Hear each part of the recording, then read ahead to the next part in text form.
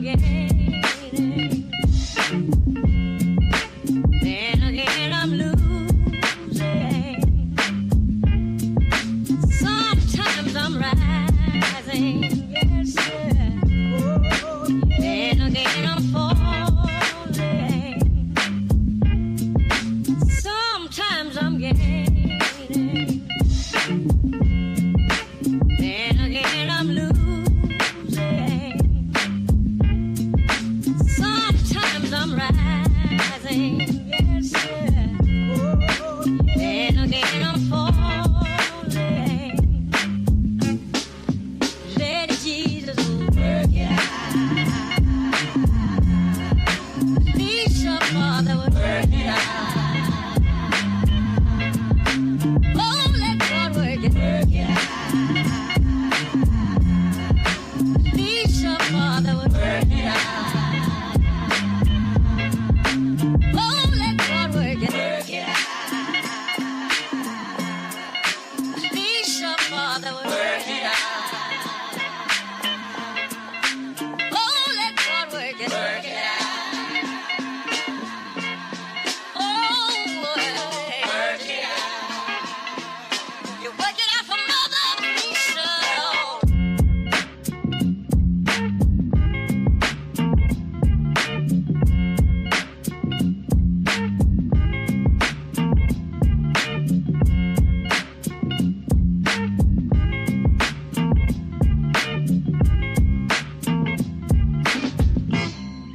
Sometimes I'm gaining,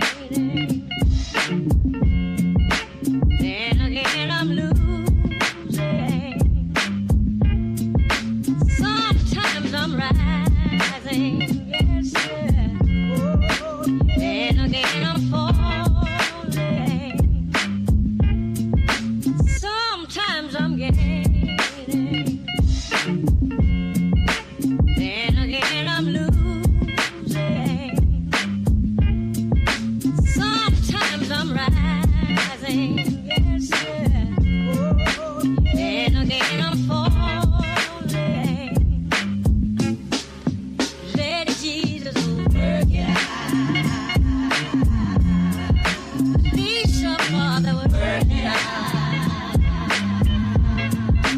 Oh, let God work it out. Please your Father would work it out. Oh, let God work it out. Please your Father would work it out. Oh, let God work it out. Oh, work it out. You work it out for Mother Lisa.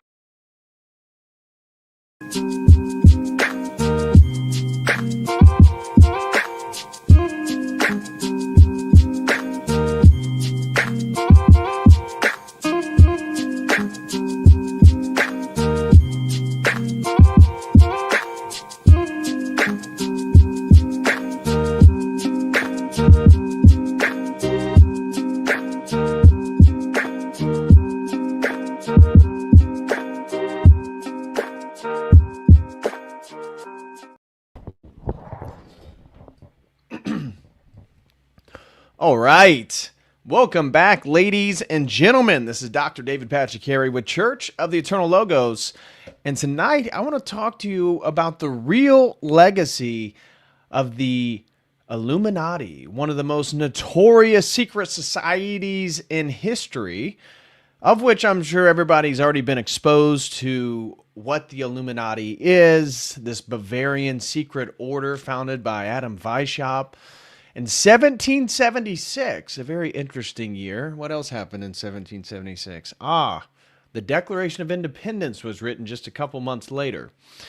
Now, today's stream is not going to be your typical Illuminati stream. So the inspiration for today's stream actually comes from Tuesday night. Tuesday night, we covered Chapter 6, The French Revolution and the Orthodox Survival Course by Father Seraphim Rose, in which probably about 70% of that chapter is on a section called Secret Societies. And what is the point of Father Seraphim Rose including the section on secret societies? Well, he uses a document that was written, I believe, in 1797, or essentially at the end of the French Revolution, by a Catholic priest, Abbe Bruel. And it's this work that is really the most contemporary primary source we have regarding the French Revolution. Now, what is the connection between the French Revolution and the Illuminati? Well, that's the point of that section in the Orthodox Survival Course. Father Seraphim Rose is basically tying the various strands together regarding the intellectual progenitor to the French Revolution. And what Father Bruel is actually arguing in his memoirs on the history of the Jacobins had to do with the Illuminati and the ideas, the goals. And that's what I want to talk to you about today, is really present a more of an academic and more of an intellectual historical approach to the Illuminati, because this group, as a historical phenomenon, of course, only existed for like 11 years. Now, we've all watched the videos, especially in the early 2000s, of the stars going like this, covering their eye, and doing all these sorts of what seems to be a repeated pattern during concerts, advertisement, various public appearances. And this is all tied with all of they've been incorporated into the Illuminati. But the Illuminati doesn't really exist anymore. However, that doesn't mean secret societies don't exist. If anybody's been keeping up to date with what's going on in the world, it is a fact that we essentially are ruled by a satanic pedophile elite, which has been a conspiracy theory for this whole time. And even when most of us were introduced to the concept of the Illuminati, that's kind of what we thought. You know, the Beyoncés, the Jay-Z's, the Eminems, the famous celebrities, Lady Gaga. And it's about, Katy Perry, look at this outfit, look what this symbolism means, look at the US dollar, this has to do with the Illuminati. And this is really sort of low IQ conspiracy tard stuff, right? I want to elevate our conversation somewhere up here. So let's just build on the foundation of the fact that there are secret societies. That is a fact. Freemasonry, speculative Freemasonry, which is distinctive from operative Freemasonry. Operative Freemasonry were actually the stone guilds of the Middle Ages, of the men actually building Gothic cathedrals, where they would meet in lodges and discuss living conditions, projects, stuff like that. Drink with guys, hang out, have a sort of fraternal relationship with each other. Now, once we get speculative Freemasonry, which is the Freemasonry we all know and love today, right? Speculative Freemasonry is the essential, during the scientific revolution, and we talk about all this stuff. Basically, what today's stream is an introduction to what we do over at the Logos Academy.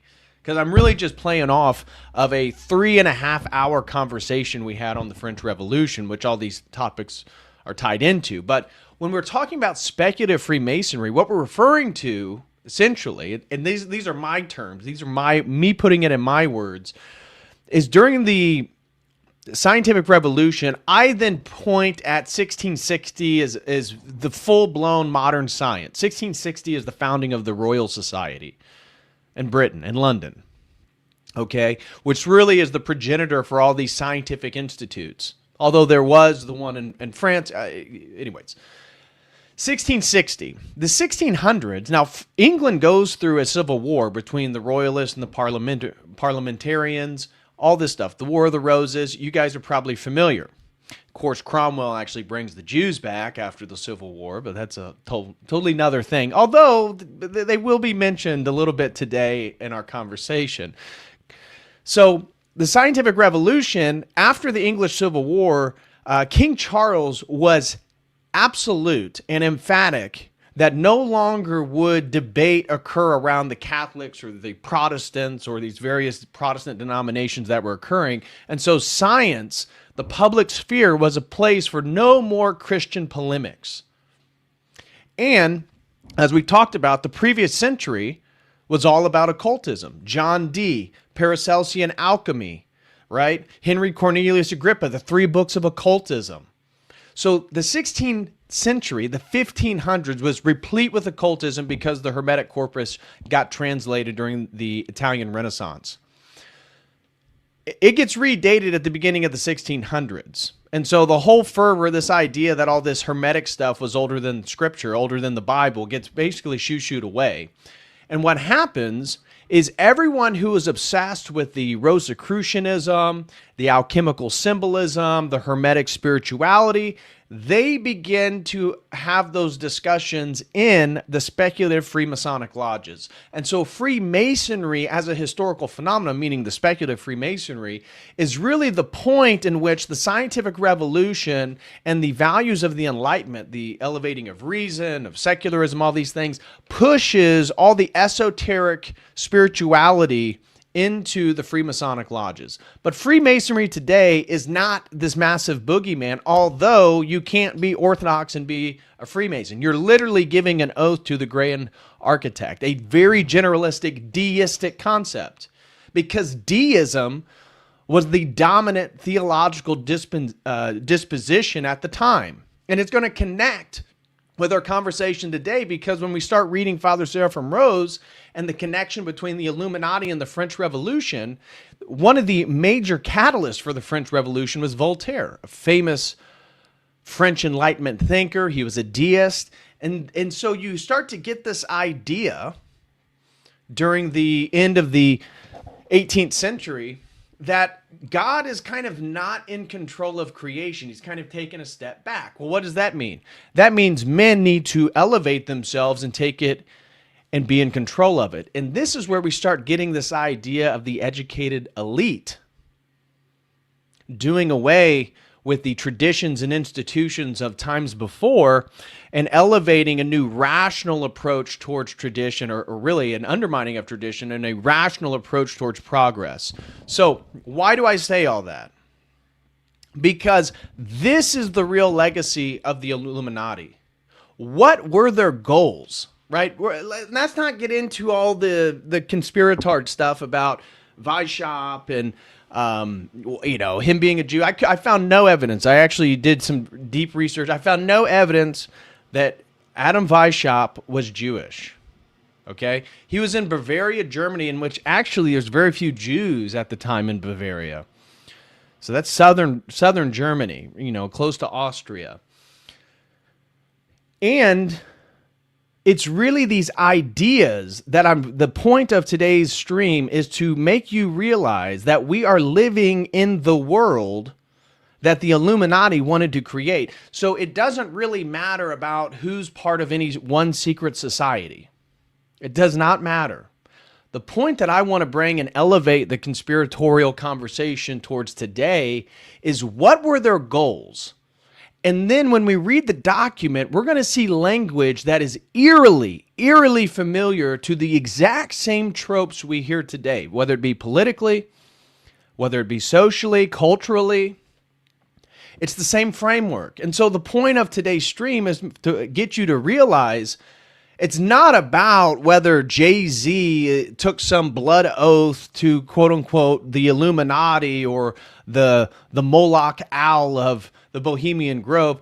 All of that stuff with the Epstein files, we now know these people are absolutely degenerate and they are Satanists, and people are selling them their souls. That's a given. We don't have to get into all that stuff. What is the intellectual legacy of the Illuminati? And my point is, everything, the grand 6 points, goals of the Illuminati are essentially all underway right now. And so when you look at the Bilderberg, the Trilateral Commission, the IMF, the World Bank, the World Economic Forum, all these institutions, what are they doing? Well, they're actually putting forth the grand plan. It doesn't matter about all the different symbolism or the owl on the US dollar, or look at the Eye of Providence on the... Okay, all of that is part of the Enlightenment world. And so, what are the 6 goals of the Illuminati? What were they? I'm curious. Is anybody in the chat able to answer that question? Can you name one of the six? What is one of the six goals of the Illuminati? I have them written down here. And the point is, once we go through today's stream, by the end of today's stream, you should realize, well, holy shit. We already live in the world. People are unconsciously already promoting the ideology of the Illuminati, of the French Revolution. Transhumanism, well, not exactly, but close. Global economy and government. Oh, here's a good one. This one is explicit. Thank you. And David James So Bug, FX Studios, David James Flood, absolutely right. So the abolition of private property, that's number 2. That's number 2. Bill Hicks says the destruction of the family. That was number 5. And in the destruction of the family, they wanted to create new marriage morality. And they wanted to prevent you from actually educating your own children. They wanted you to have to send your children to a public institution. Man, that's starting to sound familiar. Wait. You're telling me this was a goal in the late 1700s of how they're going to change the world? One world religion. You could call it a one world religion, or you could call it the abolition of all religion. Either way, it's the same thing. And so let me go through these 6 points. What are the 6 goals of the Illuminati? Well, number one was the abolition of the monarchy and all ordered government. Did you realize that? So we've talked about how World War I is essentially the ending of any sort of pre-modern institution, of which monarchy would be one of those. Of course, Franz Ferdinand gets assassinated, sets off the domino effect that draws all of Europe essentially into World War I. And ever since then, we've lived in this post-World War I modern world of democracy. We got to spread democracy, guys. Democracy. Why? What's the point? Well, it has to do with these Enlightenment ideals. And one of the differences between the French Revolution and the American Revolution is the American Revolution was not as radical. What we're going to see when we look at both the Illuminati and the French Revolution, they were operating off the same presuppositional basis, which was a new anthropology. They believed that man, out of the ideas of John Locke, was a tabula rasa. He was a blank slate. He could be shaped and formed in any way. Now, Adam Weishaupt was greatly influenced by Rousseau, and Rousseau believed in a positive or a good natured human nature, right? So the nature of man was ultimately good. This was different from other people who are claiming that human nature is ultimately bad or flawed, and thus certain guide rails. Rousseau, no, he thought we needed to do away with institutions because man was corrupted through institution and the society that Christianity built. See, because Christianity built universities and hospitals and churches and then urban centers, he viewed all of this historical progression as actually taking us away from our natural state, which if we lived in a totally egalitarian, non-traditional, non-religious world, then we would essentially live in utopia. This was one of the founding presuppositions of the French Revolution. Now, the American Revolution was very much just a seceding from the king, the British king. But it was the continuation of British common law. In Britain, when you look at European history, each sort of nation has a unique characteristic about their history. Germany, for example, very decentralized, right? If you study the Holy Roman Empire, one of the things you're going to come across is the fact that Germany has always been fractured. It wasn't until essentially right before World War I that Germany united, which makes sense. Then when you look back at World War II and you look at Hitler and what he was trying to do, was trying a true unification of the German people, which had never fully existed. Now you look at French history and you look at the poetic nature of it, the subjectivist approach towards knowledge. But English history, one of the characteristic features of English history is that they actually don't have revolutions. Now they have civil wars. The Normans conquered, Battle of Hastings. The Anglo-Saxons conquered the Celts. But one of the defining features of English history is its conservatism. Now, I'm not talking about Edmund Burke and like liberal conservatism regarding politics. I'm meaning the fact that you look at Karl Marx, for example. Where was Friedrich Engels and Karl Marx when they wrote the Communist Manifesto? They were in London. England, ironically, is the place where so many of the revolutionary ideas get going. Where did Freemasonry begin?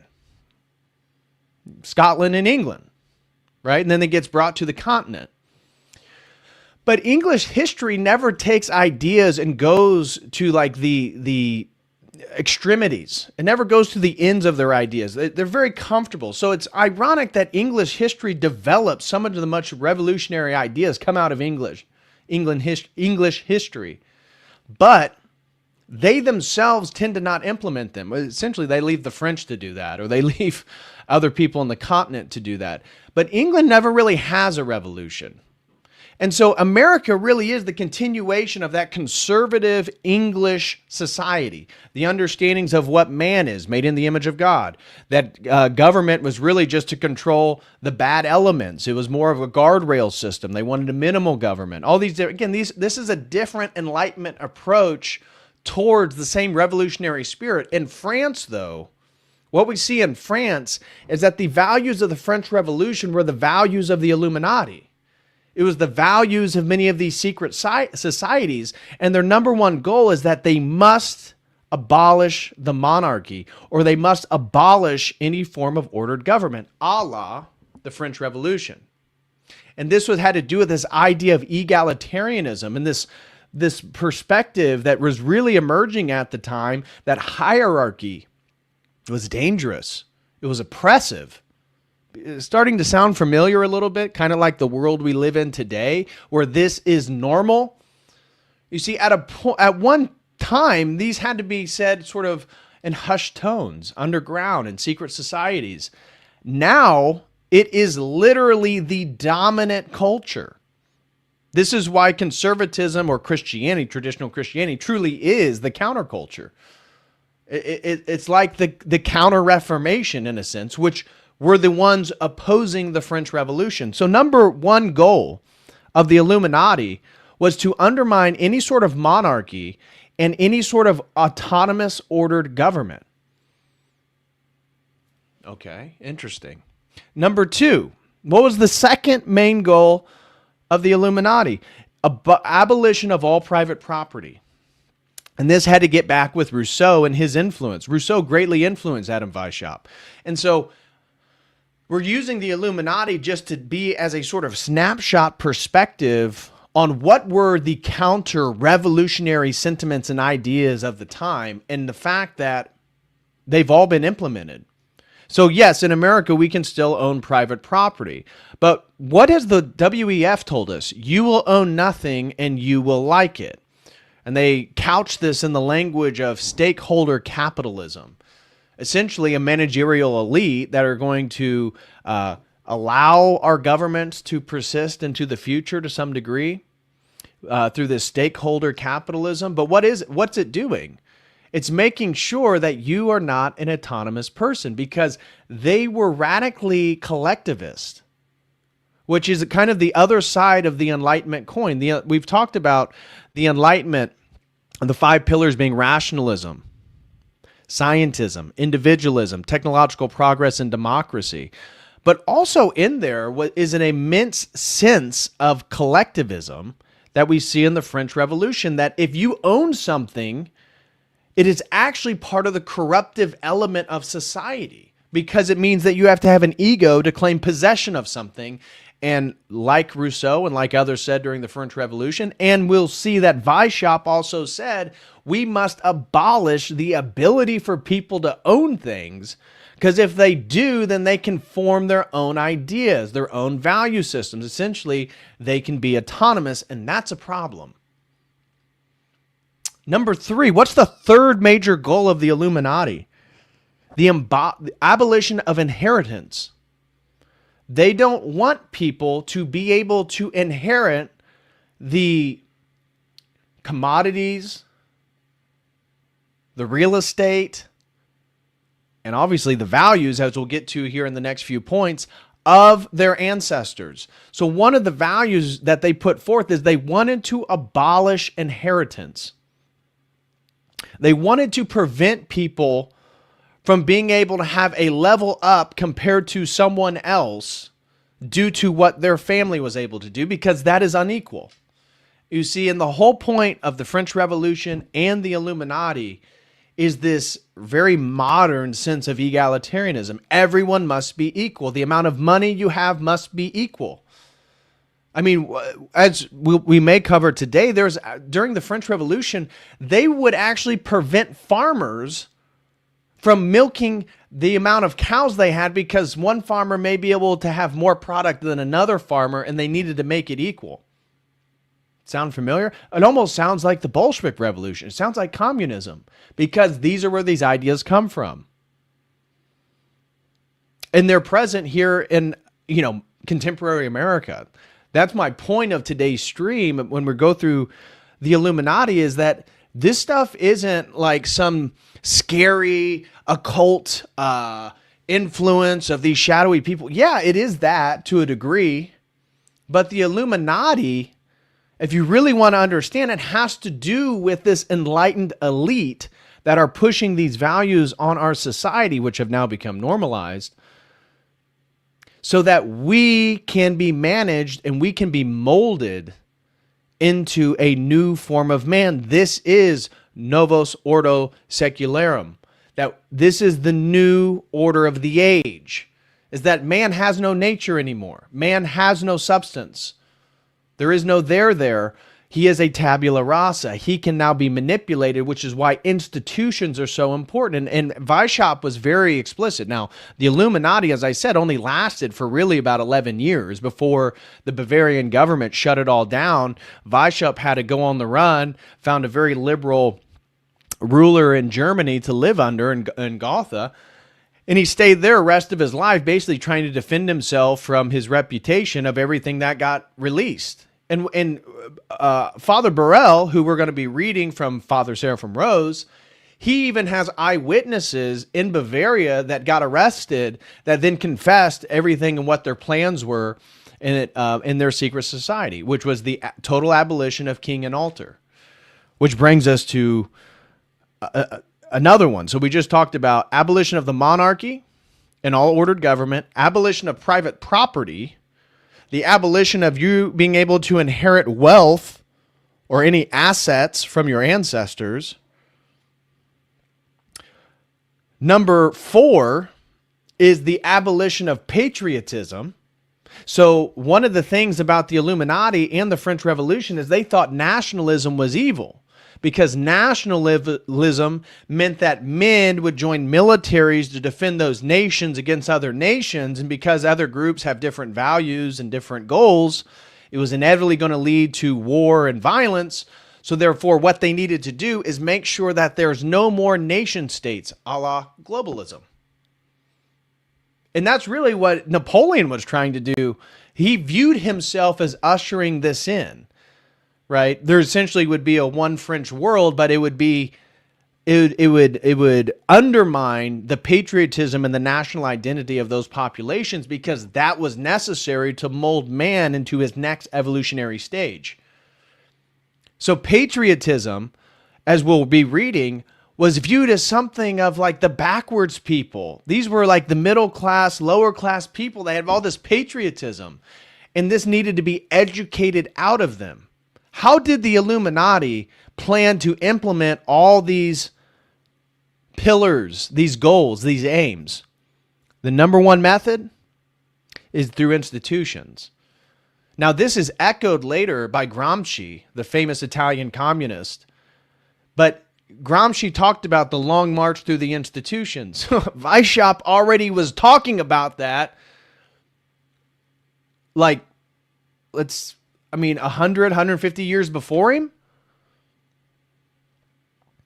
Weishaupt was already talking about we have to infiltrate the institutions and specifically take over the education system, because that is how we're going to get people to disconnect from their ancestors, not be loyal to any king or national government, reconstruct what patriotism is. What do we see today? Oh, well, I love humanity. I want to save the planet. No wall, no border, no wall, no USA at all. Well, what is that? The dissolution of boundaries, right? There is no USA, no border, no wall, no nation, no USA at all. Again, these people think they're clever. They think they're unique. They think they're novel warriors in history. How many of the progressive Democrats in America realize that they're literally parroting Weishaupt's goals for the future world, for the illuminated world, the world in which a small elite controlled us through institutions and reconstructed our values and our morality and our view of the world? How many people do you think are aware of that? Number 5, the 5th goal of the Illuminati, and this is explicit, was the abolition of the family, because they viewed the family as the precursor to patriotism and loyalty to the king. If you were loyal to your father, they viewed that you're probably much more likely to be loyal to a king or a monarch. And so they wanted to abolish the nuclear family, and they wanted to create new values regarding family. And this is where the Illuminati we'll be reading about today, they allowed women to gain access to the secret society, of which the Freemasons did not, right? So the Freemasons at this point, this is the late 18th century. So we're talking, again, 1776 to 1787 is when Bavaria cracked down, forced Weishaupt to leave. So it was existed for 11 years. 1789 is the French Revolution. Okay, so Weishaupt's order gets smashed 2 years before the French Revolution. And when they allowed women to gain access to the Illuminati when it existed, they had two types of women. They had the very proper, moral, virtuous women that were often wealthy, who were the public face. And then they had the women of light. Get it? Illuminati, Lucifer, Light, Lucius.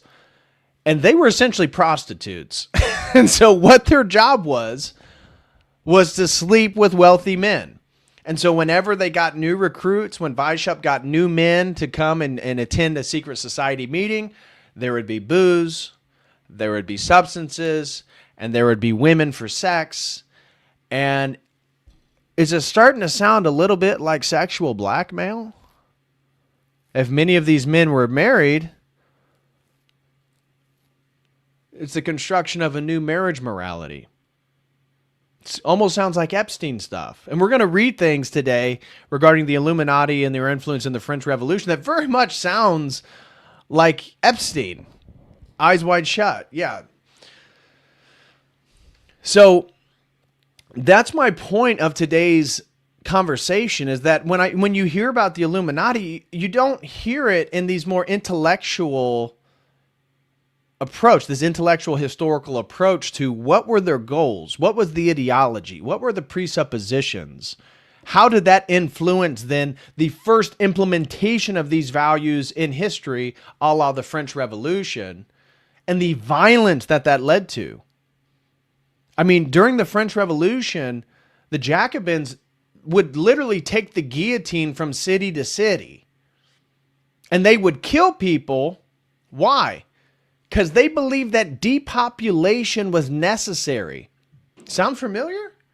Wait. I thought Bill Gates and all these globalists, I thought they were behind the whole depopulation agenda. Where do you think they got that idea? Oh, the earth has too many humans on it. Where are we at? 8 billion now. Well, interestingly enough, many of the thinkers in the French Revolution believed, because France was the most populous nation in Europe at the time. So it was orders of magnitude larger than England at the time. And they killed at least, this is secular academic history, at least 1 million people. At least 1 million people were killed during the French Revolution because they were religious, because they didn't abide by the values, because they were still loyal to a king. They wanted to go to the Catholic churches that were then shut down and reconsecrated to the goddess of reason. And so they believed that if they were to depopulate France, which was in the name of rational virtue, this is what a rational, virtuous society would do, they went to towns and literally would kill 1,000 children, kids and women. Because if there's less mouths to feed, well, then that means as an egalitarian communal society, well, each person gets more. Don't you see how it's better for the many? And you'll see this language when they talk to each other about, we can't be so concerned with the lives of a few individuals when we're really focused on the beneficence and the flourishing of the many. Collectivism. You see, these things always have to be balanced. And in a way, the world we live in now in America is that it's almost, well, it is both collectivistic and individualistic. Everybody's individuals, but the only way they get their identity is through whatever commodity that they choose to consume or exude. You like to dress up in a furry outfit. Well, there's your community. But that was never how identity was historically structured. So we are individuals first and foremost as an American, but then we have these weird hodgepodge collective identities that aren't even real. They're totally fictitious. They're made up. And so Weishaupt then talked about how he did not want mothers and fathers to be able to educate their children. Why? Because the foundational belief of the French Revolution and the Illuminati was that man was a tabula rasa. This came from the philosophy of John Locke and his theory of innate ideas, that you are essentially this blank slate and the impressions of the world constructs who you are, right? There is no soul that gives you your unique personality. All that stuff is shaped by the world pressing itself on you through your senses. And so this was his innate ideas, his tabula rasa theory, which was incredibly influential at this point in Europe. And Weishaupt believed that what he needed to do was get all the children into institutions for education and re-educate them. And that one of the biggest threats to the formation of the new order was for the ability for religious people to educate their children, because they're going to maintain the values that they're trying to get rid of. Sound familiar? Sounds like the world we're in today. My gosh, you can't turn on the news without seeing another female teacher having sex with a student, putting litter boxes in schools for kids that think they're a cat. The boys competing in girls' sports, the violence, the gangs, the illiteracy. The majority, let's just face it, the majority of large schools across America, especially in urban environments, they can't even read. They can't even read. In one of the recent drama alerts, I played a video or maybe I read an article from a college professor. This was at like Pepperdine or Cornell. So this is like Ivy League schools. And she was complaining about how so many of the students who come in to her English class, they can't functionally read. They can say the words. They can, like when you play popcorn, they can read the words on the page out loud in class. But if you ask them, what did you read? What does it mean? How does this relate? They have no idea. They can't think. They cannot comprehend words on a page. Math skills. My God, LeBron James, his school in Akron, Ohio, It hasn't graduated a child who could even have math skills at a 12th grade level. And so the whole point, somebody mentioned the Prussian school model, absolutely. Where did those ideas get put forth? Frederick the Great. Where does he get these ideas? It's the Enlightenment. And Weishaupt is a very influential early example, right? He's an example of the intellectual values that are emerging as a minority during this period. And the last and final point of the Illuminati, point number 6, is the abolition of all religion. Because for them, any form of religion is superstition, and any form of superstition means irrationality. And it means that man is not fully who he could be. So when you see, for example, today, when Mike Huckabee, U.S. ambassador to Israel, does an interview with Tucker Carlson, and he's asked about the treatment of Christians in Israel, and he goes on this long diatribe that isn't even factually true, and then says, "Oh well, I love the Emiratis, the UAE." Why does he love the Emiratis? Well, in Abu Dhabi, they have the Abrahamic Faith Center. They have a Jewish synagogue and a Muslim mosque, and they have a Christian church. Now, of course, it's a Catholic cathedral. I think it's dedicated to Pope Francis himself. But if all three of them are the same thing, doesn't that mean that none of them really exist anymore? You see perennialism, ecumenism, this idea that all the religions are the same. That as a category is laid down during this period in viewing that all religion needs to be abolished. And that's occurring right now through the idea that they all are saying the same thing. If they're all saying the same thing, then none of them really exist anymore.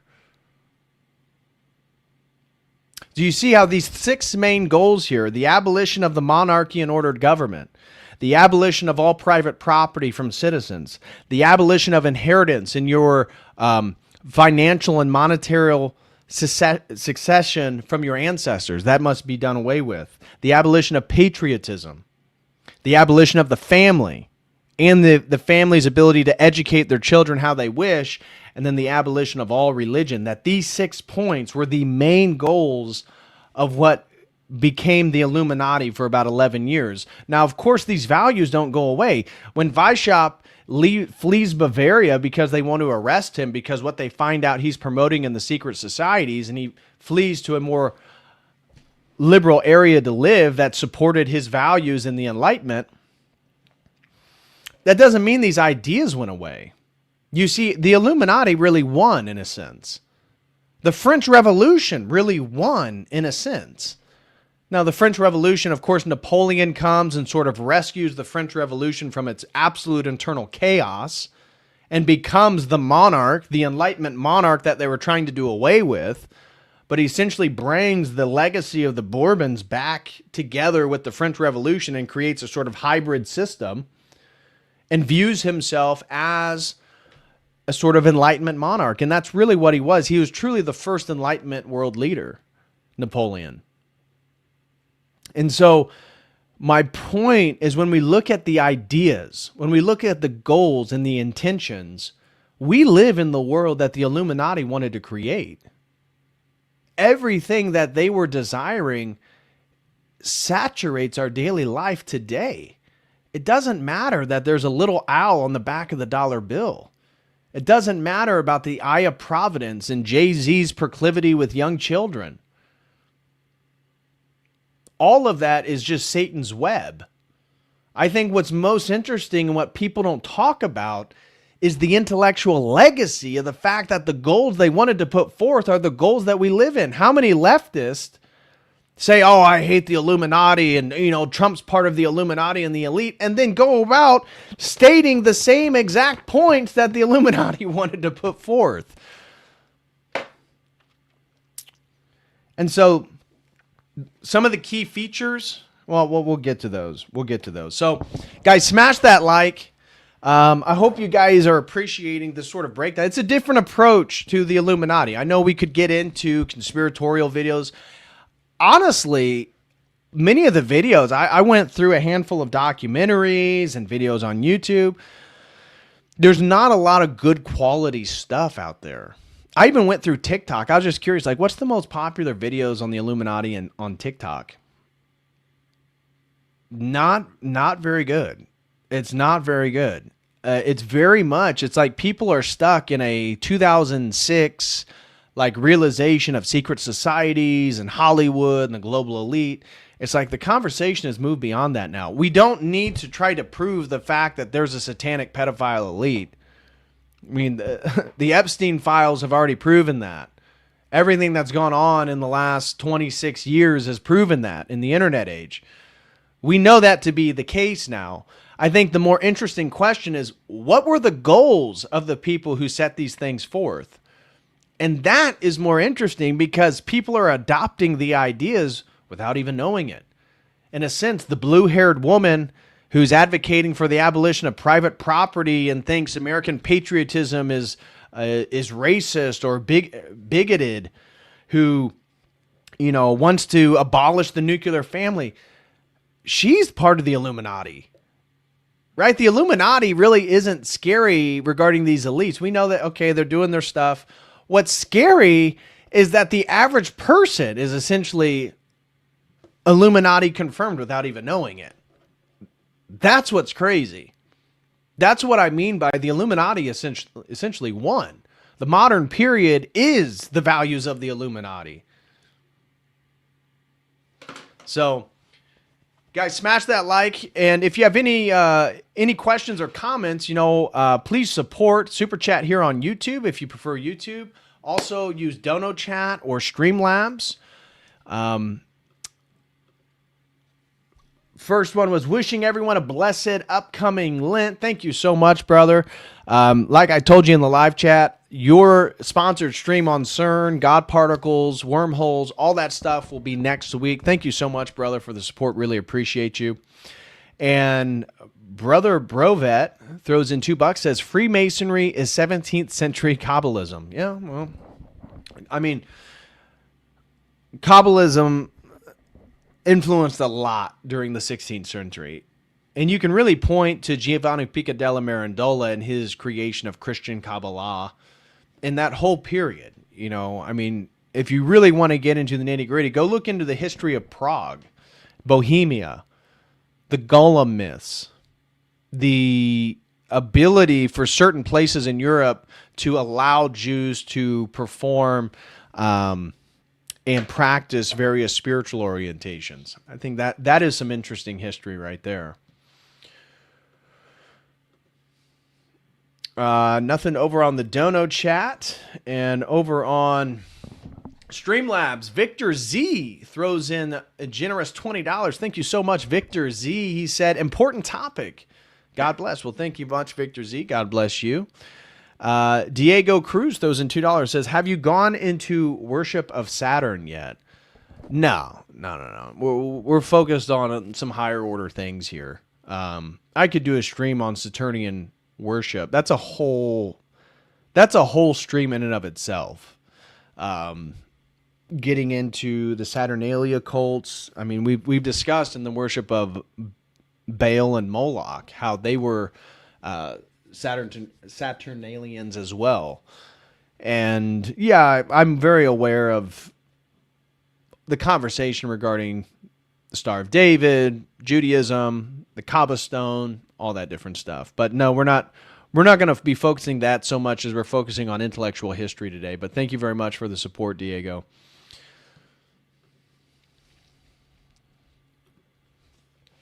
So guys, let's change. We'll change our goal a bit.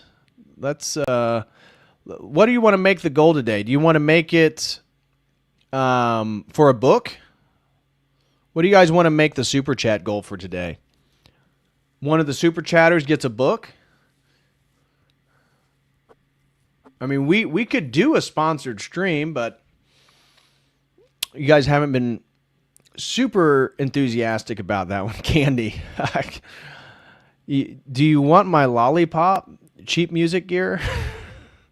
I don't have any lollipops to give you, though, unfortunately. Let's do...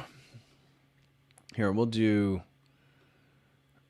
33 hours. Super Chatter gets a free book. There we go. Yeah, if we can reach the Super Chat goal tonight, I will ask a question related to the stream. I'll ask a question related to the stream. The first person to get it right who sent in a Super Chat, I will send you a brand new hard copy, Return to Babylon from Adam to Antichrist. So, free shrimp. I just had my shrimp. So, blessed Lent. We're approaching Lent. All my Orthodox Christians out there. That's what I had for lunch today was noodles and shrimp. Okay. So, want to do some quick housekeeping too, guys. Like I said, if you're enjoying this type of discussion and the nuance that we're going to be getting into, I highly recommend and encourage you to join us over at the Logos Academy. We literally spent 3.5 hours. You can just go over here to the classroom section, go to Orthodox Survival Course. You know, this past Tuesday, 3.5 hours just on the French Revolution.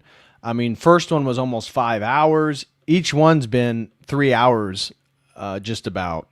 So, very in-depth conversation, just going chapter by chapter. If that's something you guys would be interested in being a part of course, we have all types of meetings. We do more than just that, but a lot of the guys have really been enjoying the deep dives as we work through the Father Seraphim Rose's The Orthodox Survival Course. I would highly encourage anyone who wants to be a part of those meetings to join, and I promise you it's well worth it. Also, if anybody's interested in sponsoring a stream, like I said, we have a sponsored stream this coming Sunday on St. David the Builder of Georgia. So a very interesting saint. I'm sure many people have not heard. We'll be diving into his life and legacy on Sunday night. That's the plan. And then Wednesday or Thursday, I'll be doing another sponsored stream from our friend about CERN, the God particle, wormholes, Shiva, all the interesting theories regarding CERN. That will be Wednesday or Thursday. So if you have a topic that you would like to sponsor, please use this link right here. I would be happy to have you. And I would message you and talk to you about what the topic it is that you had in mind, and we can go from there. Also, if anyone wants a signed copy of my book, you can do so with this link right here. I'll get those out as soon as possible whenever it's purchased. Or you can get a cheaper copy over on Amazon. If you do get it from Amazon, please, guys, please give me a 5-star review. I need more reviews to get Amazon to promote my book more. So please, if you purchase from Amazon, leave me a review. I would greatly, greatly appreciate it. It's big for their algorithm. Also, if you guys are looking for some peptides or what I just ordered, some methylene blue, go no further than Level Up Health. Level Up Health is my official sponsor for all things peptides. They are very high quality, very good. I take BPC 157. I would highly encourage anyone else to as well. But if you're interested in longevity, optimizing your health, check out these peptides. Use promo code COTEL. Promo code COTEL, and you will get 10% off. Again, promo code COTEL, and you'll get 10% off. It's a great, great quality product. I highly recommend. And if you're looking for some Orthodox items, look no further than Orthodox Depot. Use promo code COTEL as well, and get a percentage off for their icons, prayer ropes, incense, study Bibles, whatever it may be. Use promo code COTEL, and you will also get a discount over at the Orthodox Depot. Okay. Oh. What the heck? What says it? There we go. Okay.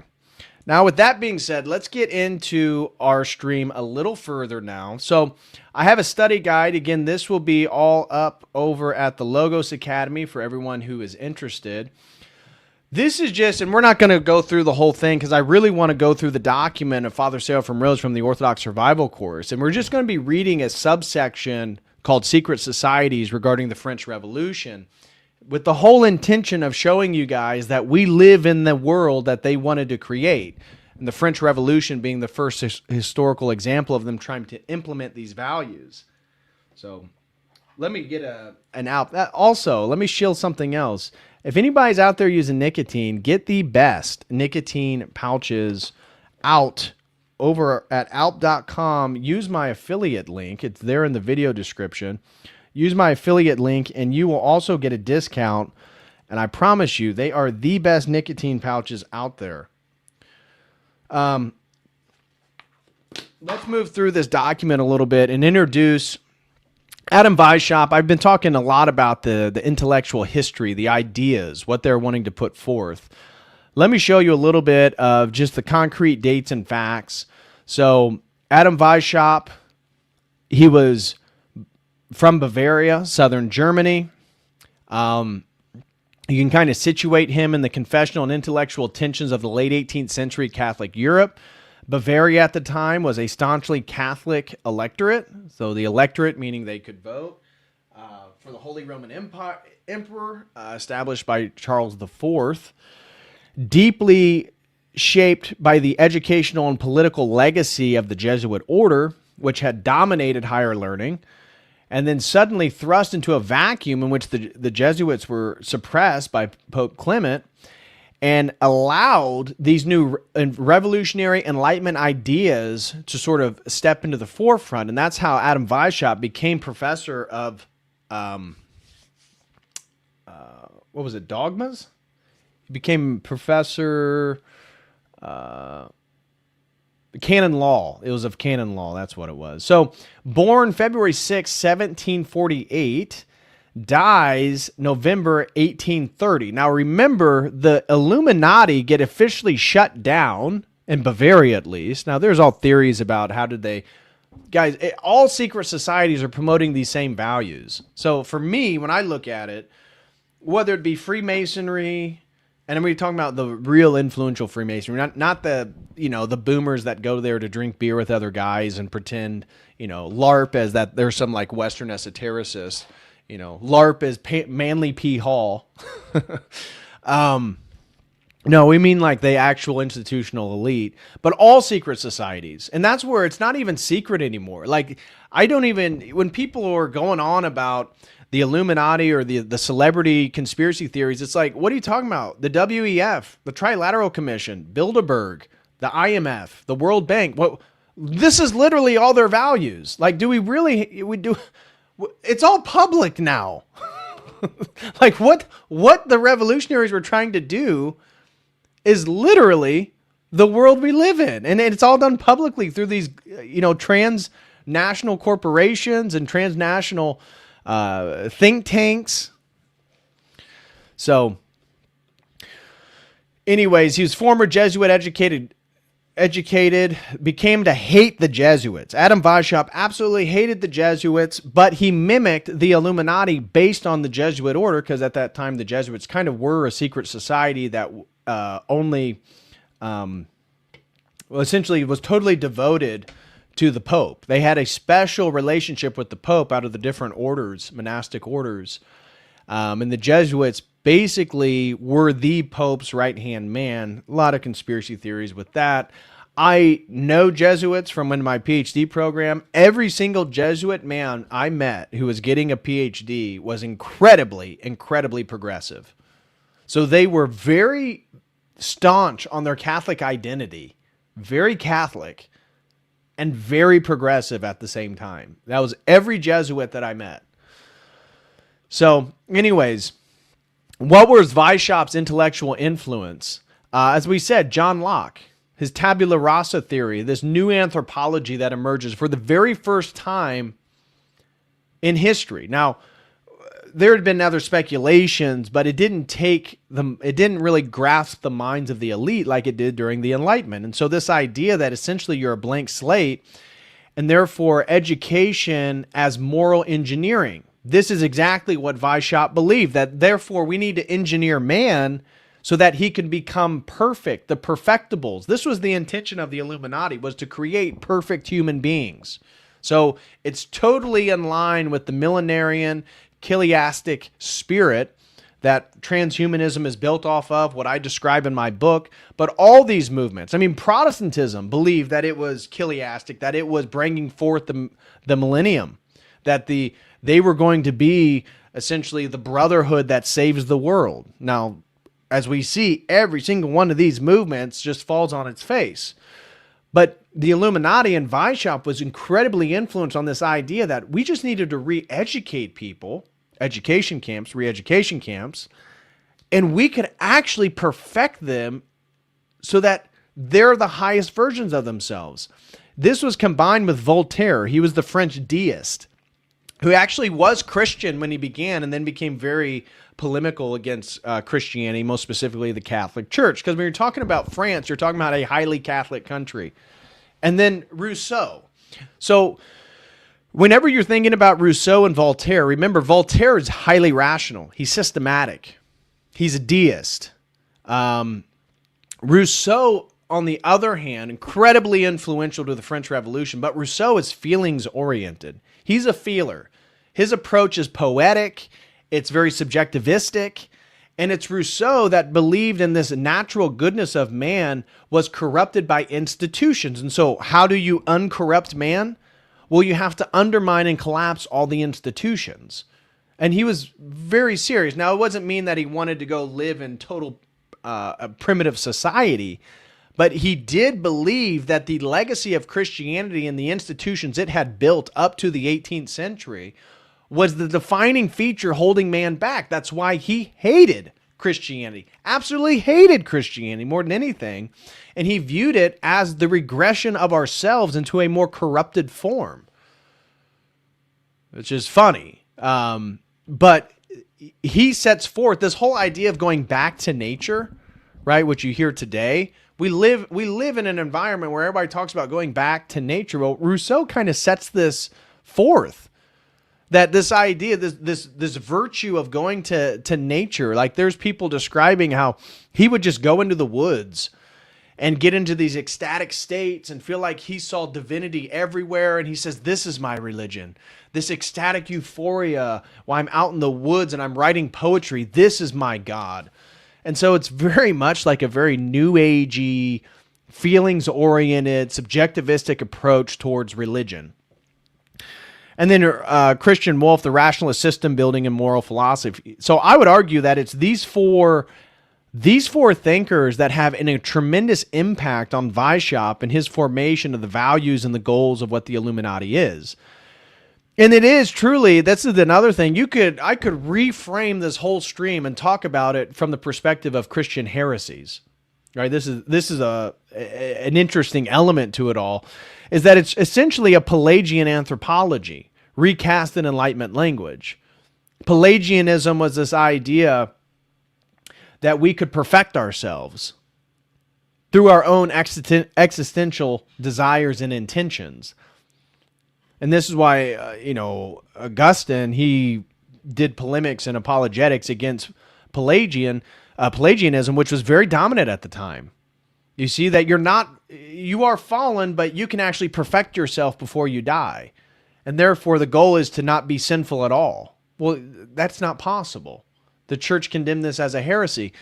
But you can see how that heresy is basically the same thing that the Illuminati is putting forth, the same thing that Locke is putting forth, the same thing that Rousseau is putting forth.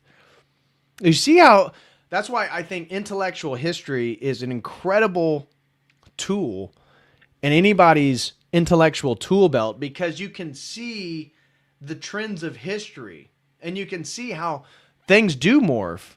But at the same time, there's not a whole lot of newness. It's really much a repetition of things that already came from the past. So, like I said, he was very anti-Jesuit. He admired their structure, but he hated their authoritarianism, their obscurantist, and their politically manipulative, according to Weishaupt. And so he then sought to use Freemasonry. He interacted with Freemasonry, which provided for him existing secret society infrastructure. That's where they would recruit a lot of people for the Illuminati. Ritual symbolism attracts the elites, transnational communication channels, and a language of illumination and moral ascent. He saw esotericism as a pedagogical theater for moral reform. And so founded in Bavaria, all this other stuff. Much of it we've already covered. Again, if you want access to this full document, it's available over at the Logos Academy for all the members. So just sign up. I'll share that link. And you can just go to the classroom section. It's the second class. Every video that I've ever made with a study guide is there. And all you have to do is click on it. I even have the YouTube video embedded, so you can rewatch the YouTube video, and the documents PDF is right there for download. So I'm going to skip forward here to some of the more interesting aspects of it. And what did they believe? Well, I put forth some of that stuff already.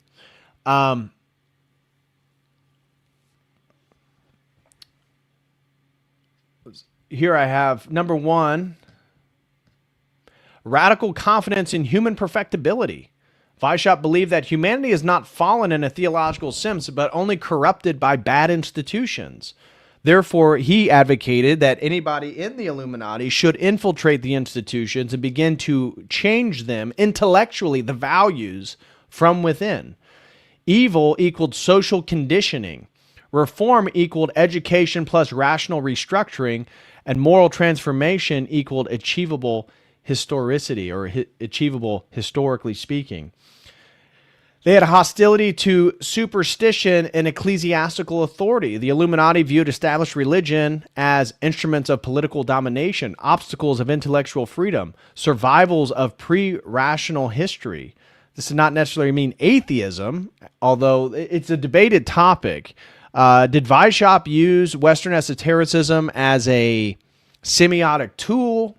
Was he an actual occultist? And some academics argue that he was actually more of an atheist, or a Gnostic, agnostic, or something more towards deism. So, number 3, moral universalism beyond confessional boundaries. Their aim was to influence administration, legal systems, education, and cultural life. So when you look at who, oh my gosh, Epstein had Alan Dershowitz, Prince Andrew, name a celebrity, LeBron James, all these different people. What is the point? It's to influence people in prominent positions. Well, what are the 4 areas that the Illuminati wanted to affect the most? The administration. So in America, our administration is Israeli, or at least pro-Israeli. They're all Zionist. Legal system. Our legal system's totally corrupt. We have one judge that will do one thing and another judge that will do the exact opposite, all in the name of constitutional law. Our education. Our education in America is totally screwed. I mean, for the first time in the record of IQ, literacy, and math skills, the last 2 generations have actually gone down in ability. Never has that been the case. Since IQ and standardized testing has been implemented, every generation gets smarter than the previous generation, except what appears to be for Gen Alpha and Gen Z, although there's many redeeming characteristics of Gen Z, as we've talked about before. And so, and then the 6 aims of the Illuminati, I mentioned that as well. I do want to highlight something else that I didn't put in the document, but I did write down for today's stream. And that has to do with some of the key features of the Illuminati, distinguishing it from the pre-modern and the modern. So, number 1 is transforming society through intellectual elites. This was a key feature of the Illuminati that has been implemented in the generations after them. This has become a key feature of modernity. And so, does it begin with the Illuminati? No, but this was one of they were very early and they're very outspoken about what their goals were. They wanted to transform society through an intellectual elite. And in the pre-modern world, before modernity, social renewal consisted of like holy persons, monks, saints, clergy.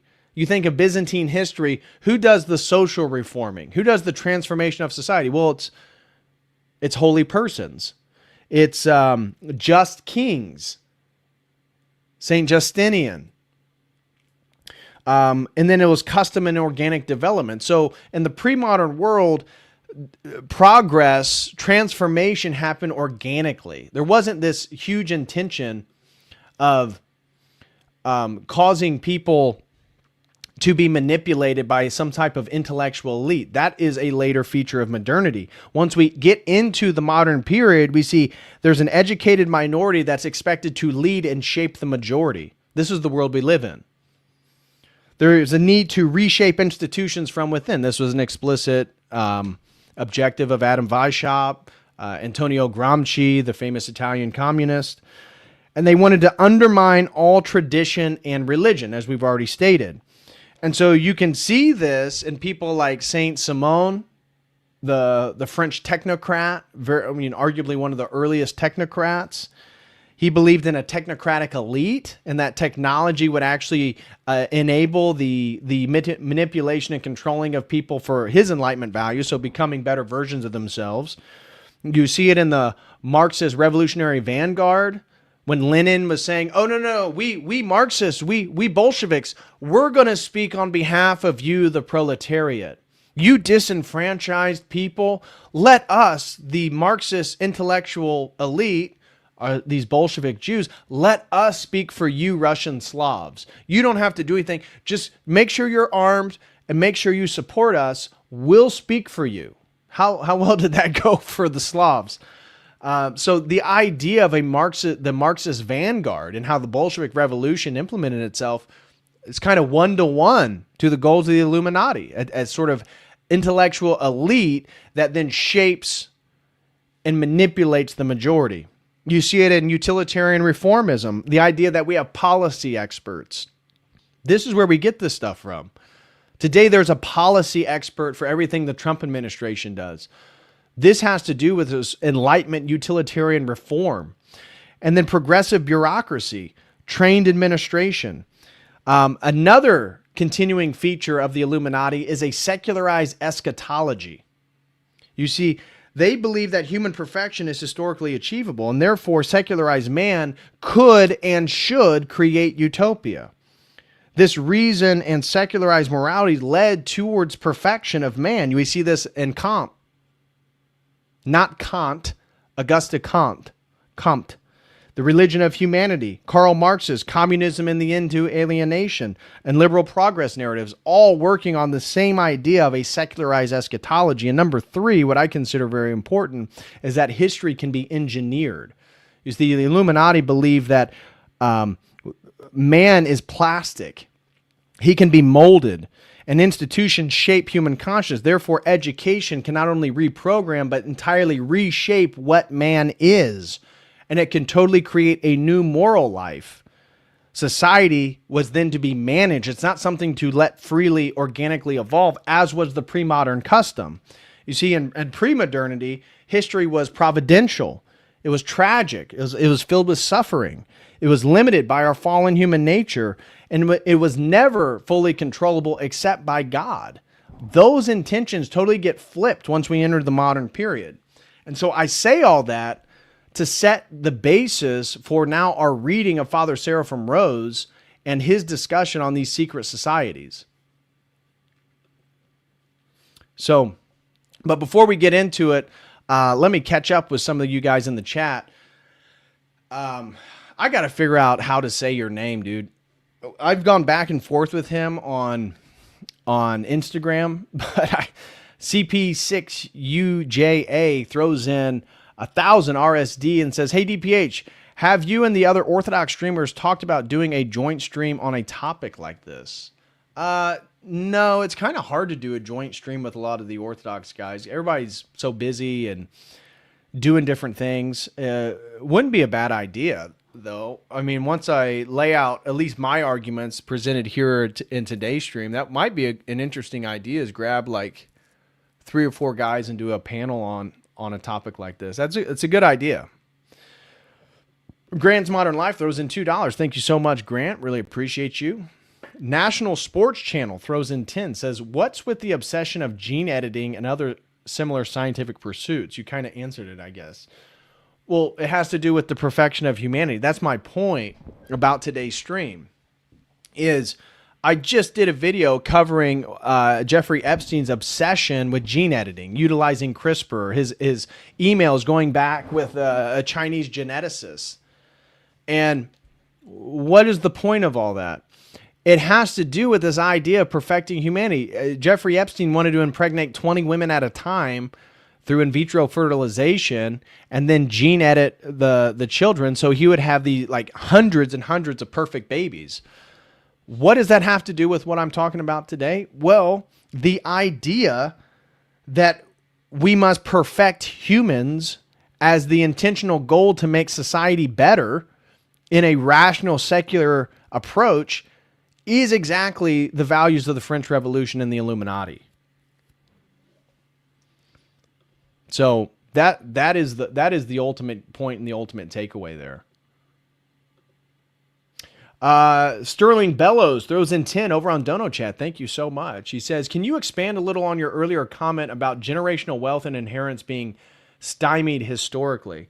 Yeah, so that was one of the values that the Illuminati, or one of their goals that they put forth, is that they believed the inheritance of property, of wealth, actually disenfranchised people who didn't come from those families. And so the irony of the French Revolution is that it was led by many aristocrats, but they themselves hated the classes. So they didn't want to be identified as the aristocrats. They wanted to be identified as one with the people. Again, you see the same ideology in Marxism or communism, generally speaking. So Weishaupt, because of this idea that egalitarianism, everybody has to have the same everything, that any sort of differentiation led to this idea of inequality, which is exactly the world we live in today, that must be stopped. And in order to stop the what we would call today as privileges, right? Who's more privileged? The white person that's poor in a trailer park with an abusive parents, or the wealthy black kid whose parents were professional athletes or whatever they were that lives in a multi-million-dollar home? I would say probably the white kid, you see. And so the racial lens wasn't as, the social justice lens wasn't as common back then. But they viewed the idea that if you're able to begin your life as an adult with all the advantages of land and wealth, well, then you're going to essentially, by possession of those things, oppress someone who doesn't have them. Therefore, we need to end all inheritance. In America, we have an inheritance tax. So even when you get inherited something that's already been taxed, they want to tax you again. But Weishaupt wanted to just undermine entirely the idea of inheritance.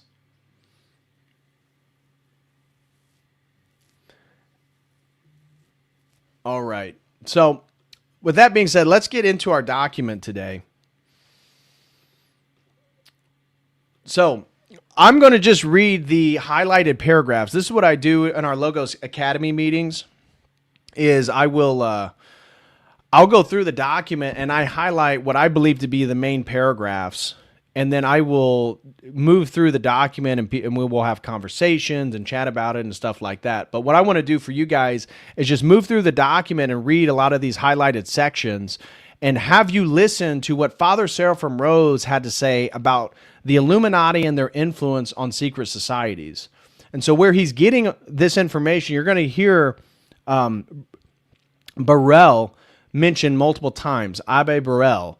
Father Burrell, he was a Catholic priest, and he wrote a book called The Memoirs on the Secret History of the Jacobins. And this was the idea was to preserve some type of historical record as someone who lived through the French Revolution of what these people were up to. Now, a lot of modern academics have tried to dispel this primary source and say that it's not credible. Why do they say it's not credible?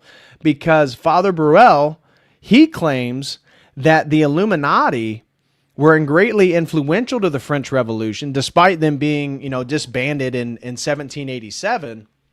He argues that the difference between the French Revolution and any other revolution that happened in history up to that point was that those revolutions happened organically, and that the French Revolution was a conspiracy, a true conspiracy that was hatched among secret societies, and Father Burrell points to the Illuminati.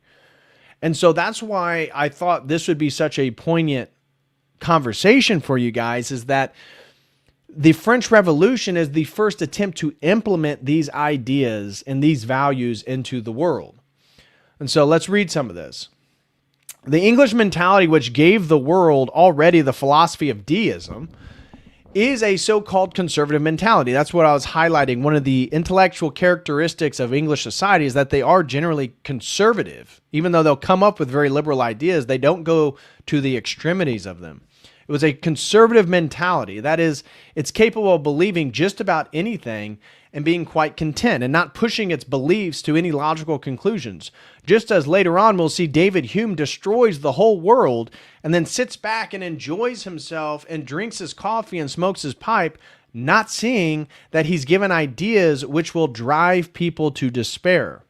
In the same way, English Masonry was born out of the spirit of tolerance and seeking to find some kind of religious belief which is neither Catholic nor Protestant. Now, that's again referencing the English Civil War and this immense battle and the religious polemics that occurred during it. And that's what I was saying, that English Masonry was a point in which those two groups could get together and they could use all their Western esoteric occult symbolism and mythologies, and that was okay. Just don't do it publicly. It upsets people. And so this was one of the points of the Masonic lodges, was so that men could have these types of conversations. But which will bind together all men of goodwill. And they were satisfied with that. They had a deistic religion, the Grand Architect. There were no religious differences discussed in the lodge. You have to put religion behind. And for the Englishmen and later the Americans, this was considered to be sufficient. If you believe in God, you can go to your Protestant church or Anglican church and be happy. There is in particular one kind of Freemasonry which apparently was evolved separately, and this is what is called Illuminism. This was the creature of one man, whose name is Adam Weishaupt. He was born in 1748, went through a Jesuit education, later on came to hate the Jesuits, turned to the French philosophers, to Manichaean philosophy, dualistic, the religion of Mani, a very Gnostic dualistic faith, and apparently had some kind of occult initiation in one of the many occult sects. He says, in agreement with Rousseau, this is talking about Weishaupt, that civilization is a great mistake, and to all the iniquities of human life were due. He says, quote, man is fallen from the condition of liberty and equality and the state of pure nature. He is under subordination and civil bondage arising from the vices of man. This is the fall and original sin. Notice he uses the Christian term here, original sin. Later on, we'll see this all is an imitation of Christianity, as it seems everything is. He says, quote, do the common sciences afford real enlightenment? Real human happiness?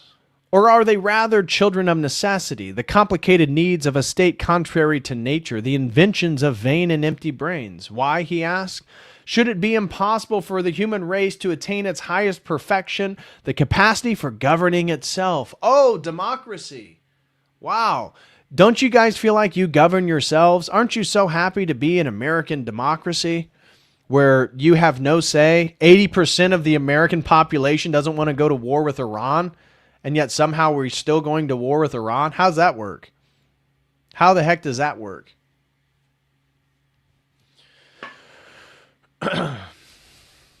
For this reason, he taught that, quote, not only should kings and nobles be abolished, but even a republic should not be tolerated, and the people should be taught to do without any controlling authority or any law or civil code.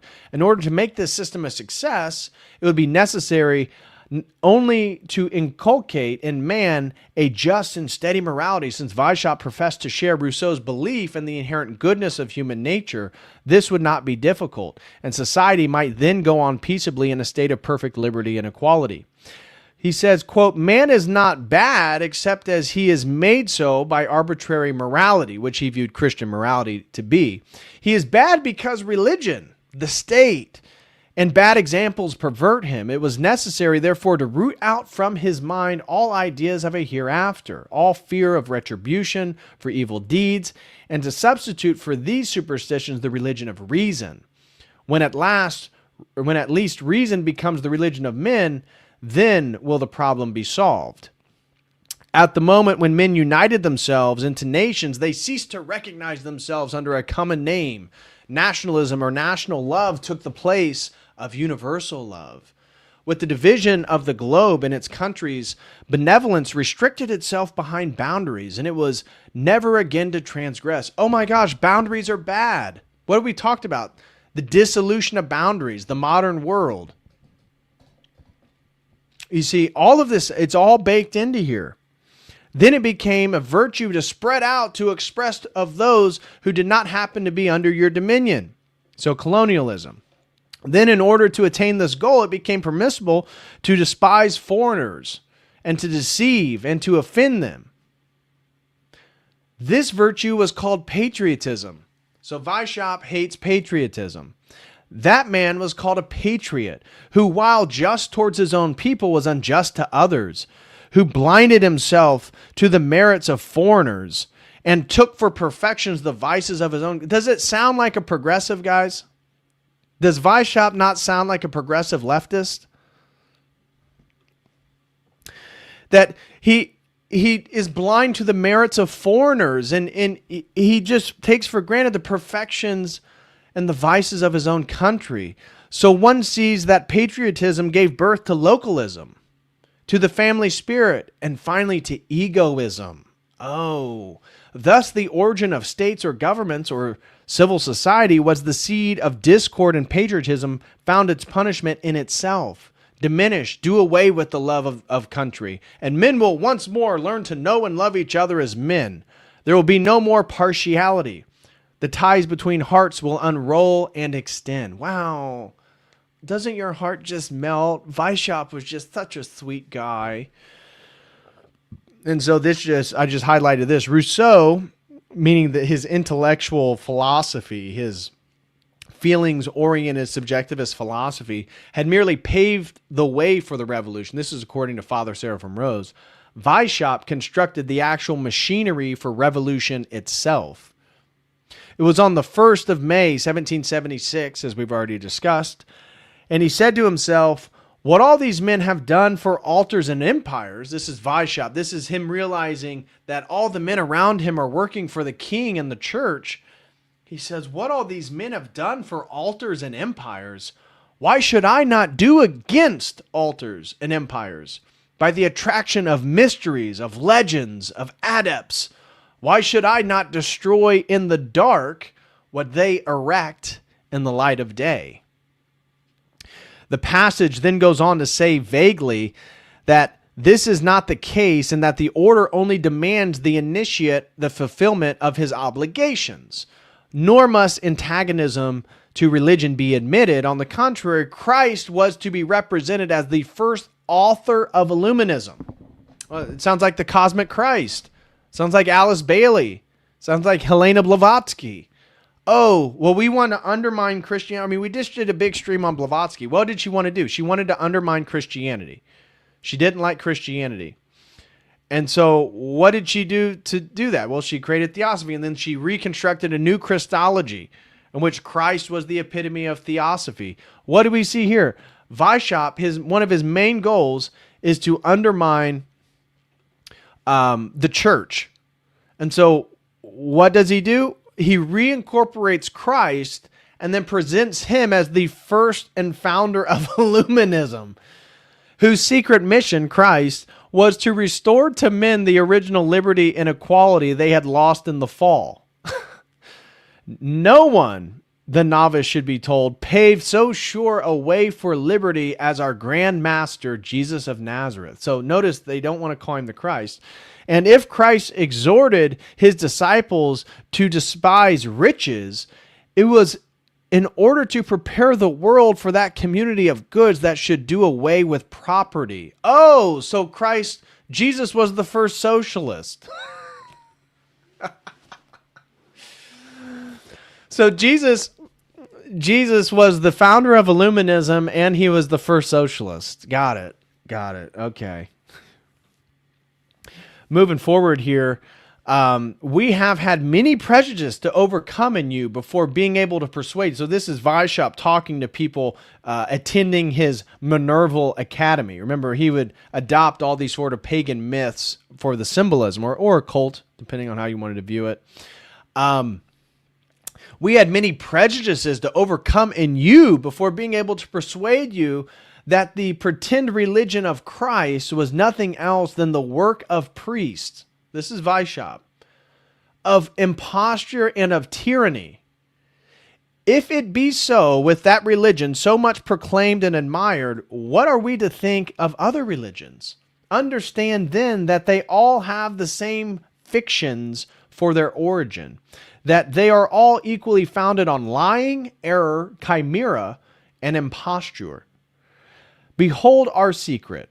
If in order to destroy all Christianity, all religion, we have to pretend to have the sole true religion, remember that the end justifies the means, and that the wise ought to talk all the means to do good, which the wicked take to do evil.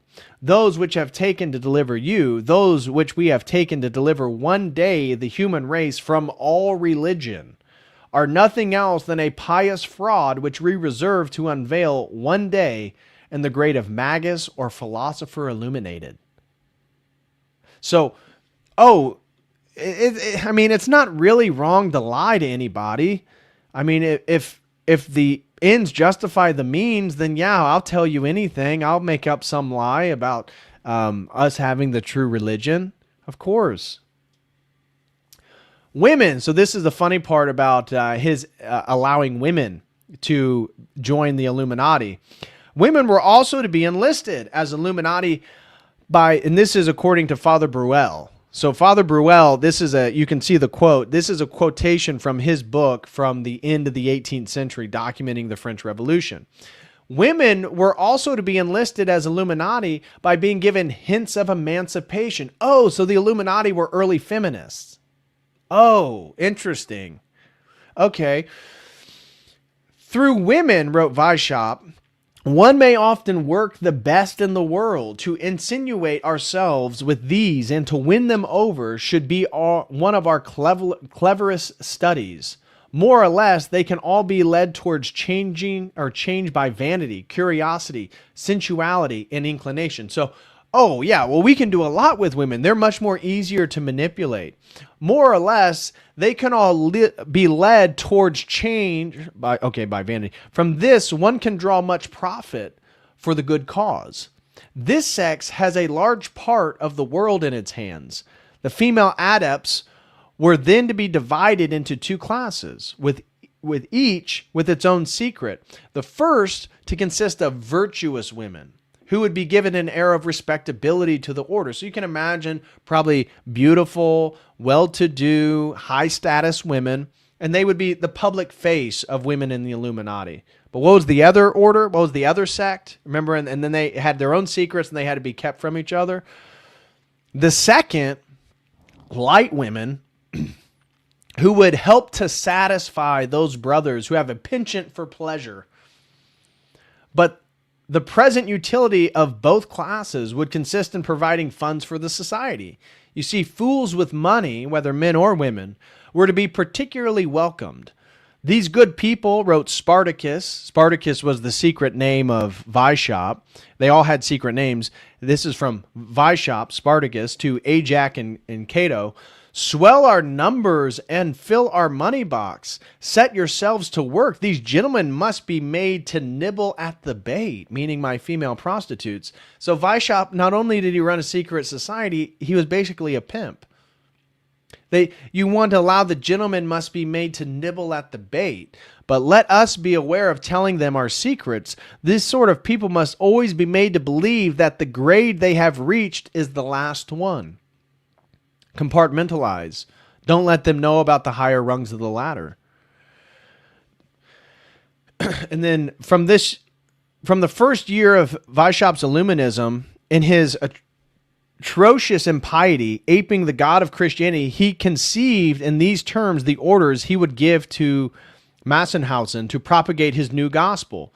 Did not Jesus Christ send forth his apostles to preach throughout the universe? You are my Peter. Why would I allow you to be idle and quiet at home? Go then and preach. The Martinists, frequently referred to in French contemporary record as the Illuminists, were in reality dreamers. Okay, this highlights that this group was not exactly the same, but were in reality dreamers and fanatics and must not be confounded with the order of the Illuminati of Bavaria that came into existence 20 years later. It is by this terrible and formidable sect that the gigantic plan of world revolution was worked out under the leadership of men whom Louis Blanc has truly described as, quote, the profoundest conspirator that ever existed, Adam Weishaupt. And so then, talking about public opinion, in April the following year, in 1785, so the Illuminati gets shut down 2 years later. In 1785, the Bavarian authorities begin to investigate the secret society. And so in April of the following year, 1785, 4 other Illuminati, disgusted with the tyranny of Weishaupt, were summoned before a court of inquiry to give an account of the doctrines and methods of the sect. The evidence of these men left no further room for doubt as to the diabolical nature of Illuminism. All religion, they declared, all love for country, and loyalty to sovereigns were to be annihilated, a favorite maxim of the order. And then it goes further. The order of the Illuminati adjured Christianity and advocated sensual pleasures. Oh, they're hedonist. In the lodges, death was declared an eternal sleep. Oh, have you ever heard that before? Sounds like modern day atheists. Patriotism and loyalty were called narrow-minded prejudices and incompatible with universal benevolence. Further, they accounted all princes usurpers and tyrants, and all privileged orders as their abettors. They meant to abolish the laws which protected property accumulated by long continued and successful industry, and to prevent for the future any such accumulation. So that's inheritance. They intended to establish universal liberty and equality, the unprescribable rights of man, and as necessary preparations for all this, they intended to root out all religion and ordinary morality. They didn't like your Christian morality. And even to break the bonds of domestic life by destroying the veneration for marriage vows and by taking the education of children out of the hands of parents. Reduced to a simple formula, it's the 6 things that I mentioned to you earlier. Abolition of monarchy, private property, inheritance, patriotism, family, which included marriage and all morality, and the institution of communal education of children, and the abolition of religion. This is a quote, "It will be of great service and procure much information and money and will suit charmingly the taste of many of our truest members who are lovers of sex." So again, very much like, is it reminiscent of Epstein here? It should consist of 2 classes, the virtuous and the fair-hearted. They must not know each other and must be under the direction of men, but without knowing it. So this is talking again about women in the Illuminati. Through good books, and the latter class through the indulging of their passions in concealment. A copy of this publication entitled Original Writings of the Order of the Illuminati was then forwarded to every government of Europe. But strange to say, it attracted very little attention. The truth being doubtless, as Father Bruel points out, that the extravagance of the scheme therein propounded rendered it unbelievable to world leaders or national leaders at the time. And the rulers of Europe, refusing to take Illuminism seriously, put it aside as a chimera. But what a mistake that was. You see, the world that they wanted to create is the world that we live in today. Under the same name of Jacobins, swallowing up simultaneously all the secrets, all the conspiracies, all the sects of scorn infidels, the seditious plotters of disorganizing plotters, how is it that Illuminism sets up such a dominion of fear that holding the universe in dismay, it permits not a single king to say, tomorrow I will still be king, and not a single people tomorrow I will still have my laws and my religion, and not a single citizen tomorrow both my fortune and my home will still be mine. Tomorrow I will not awaken beneath the tree of liberty on the one side and the tree of death, the ravenous guillotine on the other. The Jacobin orders were instantly obeyed. Now, I think this is being facetious, but they drank each other's blood to the death of kings. I think it's symbolic, a metaphor for their celebration of so much death and bloodshed. The Western fall of monarchy in 1792, destruction begins in earnest. To whatever agency we attribute it, however, the mechanism of the French Revolution distinguishes it from all previous revolutions. This is Burrell. Hitherto, the isolated revolutions that had taken place throughout the history of the world can be clearly recognized as spontaneous movements brought about by oppression or by a political faction enjoying some measure of popular support, and therefore endeavoring to satisfy the demands of the people. But in the French Revolution, we see for the first time that plan in operation, which has been carried on right up to the present moment. The systematic attempt to create grievances in order to exploit them. The most remarkable instance of engineered agitation during the early stages of the revolution was the extraordinary incident known to history as the Great Fear. So this is the manipulation of people through propaganda, stirring up people's fervor. When on the same day, July 22nd, 1789 being the beginning of the French Revolution, and almost at the same hour, in towns and villages all over France, a panic was created by the announcement that brigands were approaching and therefore that all good citizens must take up arms. The messengers, meaning the French revolutionaries, who brought the news post-haste on horseback, in many cases exhibited placards headed, quote, Edict of the King. Now, of course, these weren't actually from the king. Bearing the words, the king orders all chateaux to be burnt down. He only wishes to keep his own. So naturally, you can see why the French would get upset. What? The king is telling me I have to burn down my house, and in the statement says the only house that's able to exist is his? Not exactly the most believable propaganda, but it worked.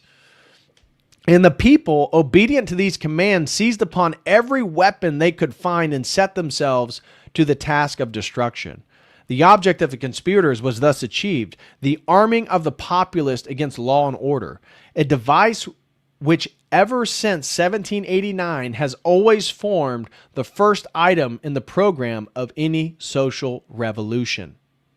Then we get into the Reign of Terror under Robespierre, ostensibly invoked by foreign invasion, seeking enemies of the people inside.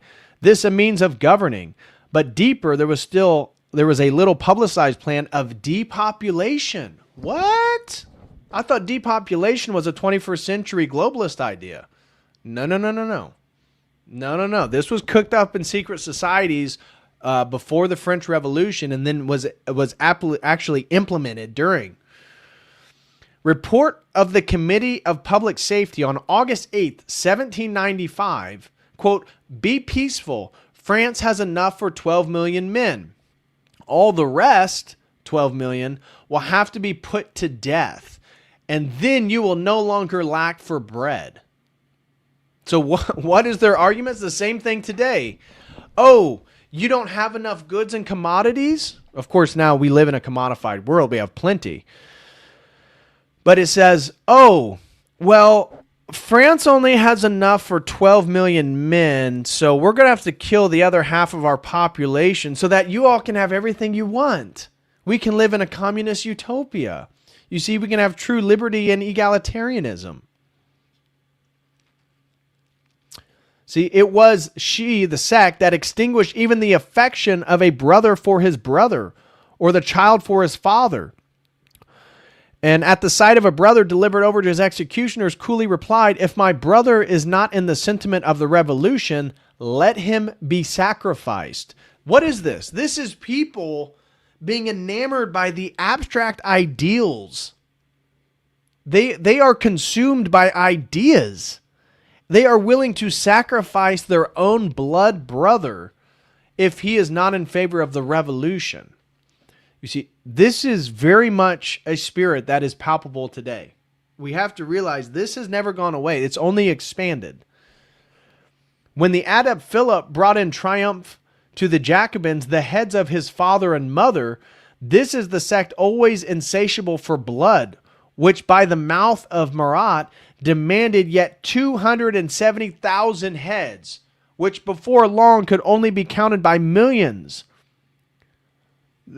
She, meaning Illuminism, knew it. All the secrets of this inequality could only be accomplished in its greatest events by depopulating the world, and the sect, which replied through Lebeau, the communes of Montauban, terrified for want of provisions. Quote, "Never fear, France has enough for 12 million men. It's necessary that the rest, that is, the other 12 million Frenchmen, must be put to death, and then you will no longer lack bread."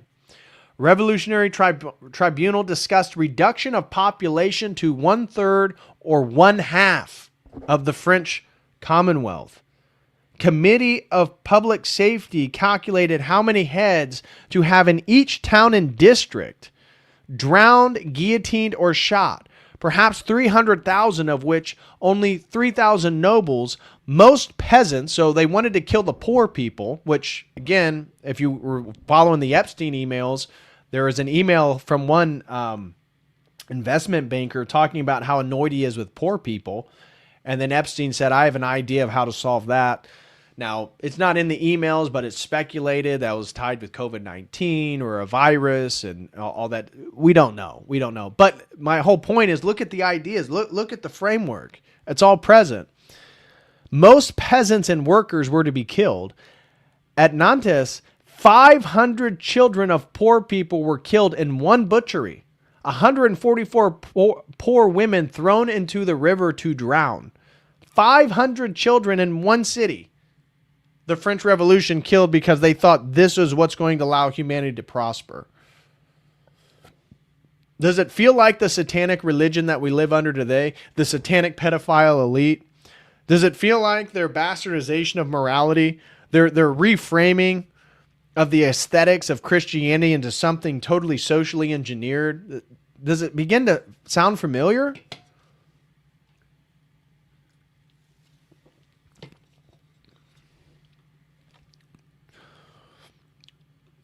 So let me just double check. Anybody have any support they want to? Okay, it looks like nothing on YouTube. Let me just double check. Nothing on Dono Chat. Guys, if you support this content and you appreciate me going over some of these ideas, feel free to support the work of the channel. I would greatly appreciate anybody who wanted to support. Moving forward. So, disciple of Weishaupt followed Robespierre's communist ideas and said depopulization was the immense secret of the terror. Claimed it took 1 million lives, formed his own Masonic organization for bringing about equality, meaning a communist. Quote, "Unfortunately, this is Babeuf." Are you guys familiar with this guy? He was a French proto-communist revolutionary, a journalist, a follower of Robespierre, a Jacobin. And so this is a direct quote from Babeuf. "Unfortunately, The confusion of mind prevailing amongst the advocates of equality was so great that the meetings, which before long consisted of 2,000 people, became like a Tower of Babel. No one knew precisely what he wanted. No decisions could be reached. It was therefore decided to supplement these huge assemblies by small secret committees. And here the scheme of social revolution was elaborated. Starting from the premise that all property is theft, it was decided that the process known in revolutionary language as expropriation must take place. That is to say, all property must be wrested from its present owners by force, the force of an armed mob. But Babeuf, while advocating violence and tumult as the means to an end, in no way desired anarchy as a permanent condition. The state must be maintained, and not only maintained, but made absolute, the sole dispenser of the necessities of life. And my system of common happiness, he wrote, I desire that no individual property shall exist. The land is God's, and its fruit belong to all men in general. Another, formerly a member of the Revolutionary Tribunal, had expressed the matter in much the same words. The state of communism is the only just, the only good one. Without this state of things, no peaceful and really happy societies can exist. Irony. The irony that there's been no actually happy communist society. People of France, this proclamation announced, for 15 centuries you have lived in slavery and consequently in unhappiness. For 6 years, during the course of the revolution, you have hardly drawn breath, waiting for independence, for happiness and equality. Equality, the first desire of nature, the first need of man, and the principal bond of all legal association. Well, we intend henceforth to live and die equal as we were born. We wish for real equality or death. That is what we must have. We will have this real equality no matter at what price. Woe to those who interpose themselves between it and us. The French Revolution is only the forerunner of another revolution, very much greater, very much more solemn, which will be the last. We must have more than equality of rights. We must have not only the equality transcribed in the Declaration of Rights of Man and of the Citizen, that's part of the French Revolution, we must have it in our midst on the roofs of our houses. We will consent to anything for that, to make a clean sweep so as to hold to that only, perish if necessary, all the arts provided the real equality is left to us. And so we declare that we can no longer endure the great majority of men should work and sweat in the service of the good pleasure of an extreme minority. Does it sound like Mamdani? Does it sound like the contemporary left? And at the same time, it's a real objection to the structure of American society. I mean, we live in a totally corrupt society in which a small amount of people are incredibly wealthy and able to control everything. So it's the idea of distribution from the elite, it makes sense logically. But you see the values that this is part of a revolutionary framework. This is part of revolutionary machinery that got going in secret societies in Europe. The French Revolution is the enacting of these values. But these values and these goals were the aims of Weishaupt and the Illuminati from the beginning. Long enough, and too long, have less than 1 million individuals disposed of what belongs to more than 20 millions of their fellow men, of their equals. Let it cease at last, this great scandal, in order our nephews would not be able to believe. Vanish at last revolting distinctions of rich and poor, of great and small, of master and servants, of governors and governed. Let there be no difference between men than that of age and sex. Since all have the same needs and the same faculties, let there be one education, one kind of food, the content themselves with one son, an heir for all. Why should not the same portion and the same quality of food suffice for each of them? People of France, we say to you, the holy enterprise that we are organizing has no other object but to put an end to civil dissensions and public misery. Never has a more vast design been conceived and executed. From time to time, a few men of genius, a few sages have spoken in a low and trembling voice. Not one of them has had the courage to tell the truth. The moment for great measures has arrived. The evil is at its height. It covers its face of the earth. Chaos under the name of politics has reigned for too many centuries. Everyone, and this is the funny thing. So they're just talking about how everything's so perfect, right? Everything's the perfect utopia. Everyone's equal. And then what do they say? Everyone must be forced to work so many hours a day. So it's like, oh, we're going to depopulate so everyone has more stuff. We're going to do away with the rigid morality of the Catholic Church. We're going to undermine the monarchy and the church and any sort of traditional institution. And this is going to be for your great benefit and success. And then they go, oh, by the way, we have forced labor.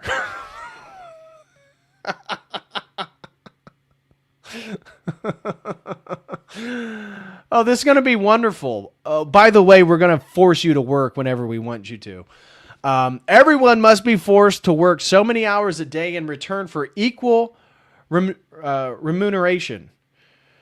The man who showed himself more skillful or industrious than his fellows would be recompensed merely by public gratitude. Oh, so you're more competent, you're more skilled, you're better at the job than the other person who's forced to work the same hours as you are?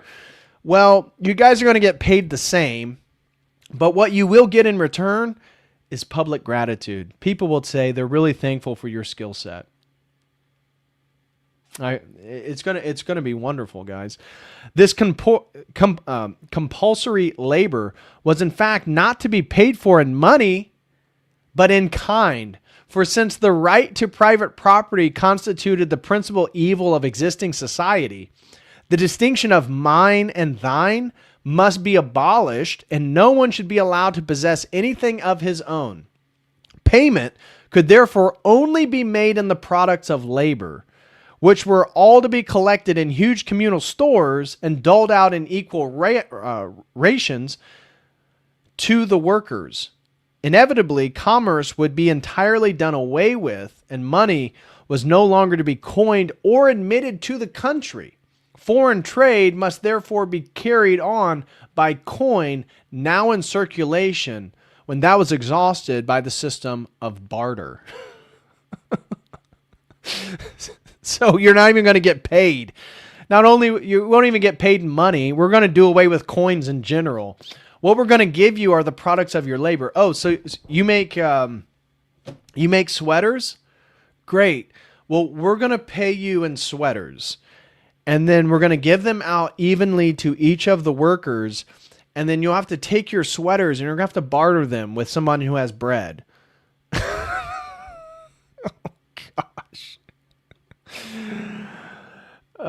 This work thing kind of goes against the universal basic income unless the UBI forces everyone to work. Who knows? I mean, it's part of the same idea. It's just they didn't have the technology. Right now we have the technocracy for UBI, or at least we're supposed to, right? The proposed plan by Elon and friends is that all the machines will do the work. Well, if that's the case, then there is no work. There is no physical labor for us to do. Now, they didn't have machines back then. So the man was the machine. I confess today that I bear a grudge against myself for having formerly seen the revolutionary government of Robespierre and Saint Just in such black colors. I think these men alone were worth all the revolutionaries put together, and that their dictatorial government was devilishly well thought out. I do not at all agree that they committed great crimes and made many Republicans perish. Not so many, I think. The salvation of 25 millions of men must not be outweighed against consideration for a few equivocal individuals, right? Just because a few individuals died, I mean, around 1 million, don't worry yourself with that, guys. We have to focus on the collective. A regenerator must take a wide outlook. He must mow down everything that thwarts him, including your fellow Frenchmen. Everything that obstructs his passage, everything that can impede his prompt arrival at the goal on which he has determined, rascals or imbeciles, or presumptuous people, or those eager for glory. It is all the same. So much the pity for them. What are they there for? Robespierre knew all that, and it is partly what makes me admire him. Wow. So doing away with people that you find insignificant or unuseful. When writing out his plans of insurrection, and this is the final attempted revolutionary of Babeuf. So one of the things about Babeuf is he tried to do a coup d'etat during the end of the French Revolution to implement his depopulation plan, right? So they wanted to take the revolution and go even a little bit further. And so they were getting ready to do a coup d'etat. And this is Babeuf. And so he's writing. When writing, this is Burrell, Father Burrell, describing it. When writing out his plans of insurrection, his secretary, Pellet, afterwards related his trial. Babeuf would rush up and down the room with flaming eyes, mouthing and grimacing, hitting himself against the furniture, knocking over the chairs while uttering hoarse cries of, "To arms! To arms! To insurrection! The insurrection is beginning!" It was an insurrection against the chairs, said Pellet dryly. Then Babeuf would fling himself open his pen, plunge it into the ink, and write with fearful rapidity, while his whole body trembled and the perspiration poured from his brow. It was no longer madness, added Pellet. It was frenzy. This frenzy, Babeuf explained, was necessary in order to work himself up to the required degree of eloquence. And his appeals to insurrection, it is difficult to see where this program differed from the brigand and violence he had deprecated. So it shows that this dude was nuts. At a meeting of the committee, there was read aloud a finished plan of insurrection, to which further atrocity details had been added. Everyone attempting to exercise any authority was instantly to be put to death. The armors were to be forced to give up their arms, the bakers their supplies of bread, and those who resisted hoisted to the earnest lantern. The same fate was reserved for all wine and spirit merchants who might refuse to provide the brandy needed to inflame the populace and drive them into violence. Do you hear that?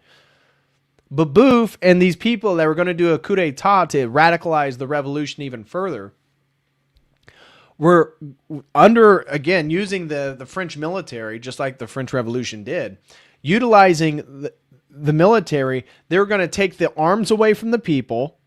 They were then going to take any necessary element of your business away. So if you were a baker, they were going to take away your supply of yeast and bread.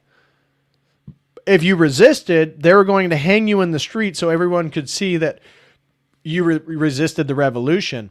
And then they're going to confiscate all the distilleries from anyone who refused to willfully give away their brandy and wine or liquor so that people would get drunk. The revolutionaries knew we needed people to get drunk so that they would actually implement the things that we want. All reflection on the part of people must be avoided, ran the written directions to the leaders. They must commit acts which will prevent them from going back. So we need to get them drunk, get them violent, get them to do something really atrocious so that they're much less likely to actually go back or repent from the revolution, what they're participating in. Amongst the whole of the ferocious band, Rossignol, the former general of the revolutionary armies in La Vendée, showed himself the most bloodthirsty. "I will not have anything to do with your insurrection," he cried, "unless heads fall like hail, unless it inspires so great a terror that it makes the whole universe shudder," a discourse that met with unanimous applause. You see, in the Logos Academy, when we were going over this document, one of the things we had a long conversation on, which again, you can go view that video. If you sign up, you can rewatch all the meetings we did on the chapters of the Orthodox Survival Course. And when we're talking about this from an Orthodox spiritual perspective, look at the Satanism, right? When we look at Maria Abramovich, when we look at Lady Gaga and Jeffrey Epstein and in the more public, the more generic conspiracy theories about the Illuminati, what's the whole thing is that they're Satanists, right? They're participating in occultism. Now, again, the actual Illuminati ended 1787, but here's the thing. Look at the satanic fervor. Look at how these ideas, once they possess the mind of individuals, truly bring them to a point of Satanism that is totally in line with what we see in our society today. It's the same thing. Now, this is just an example of the Illuminati and the French Revolution.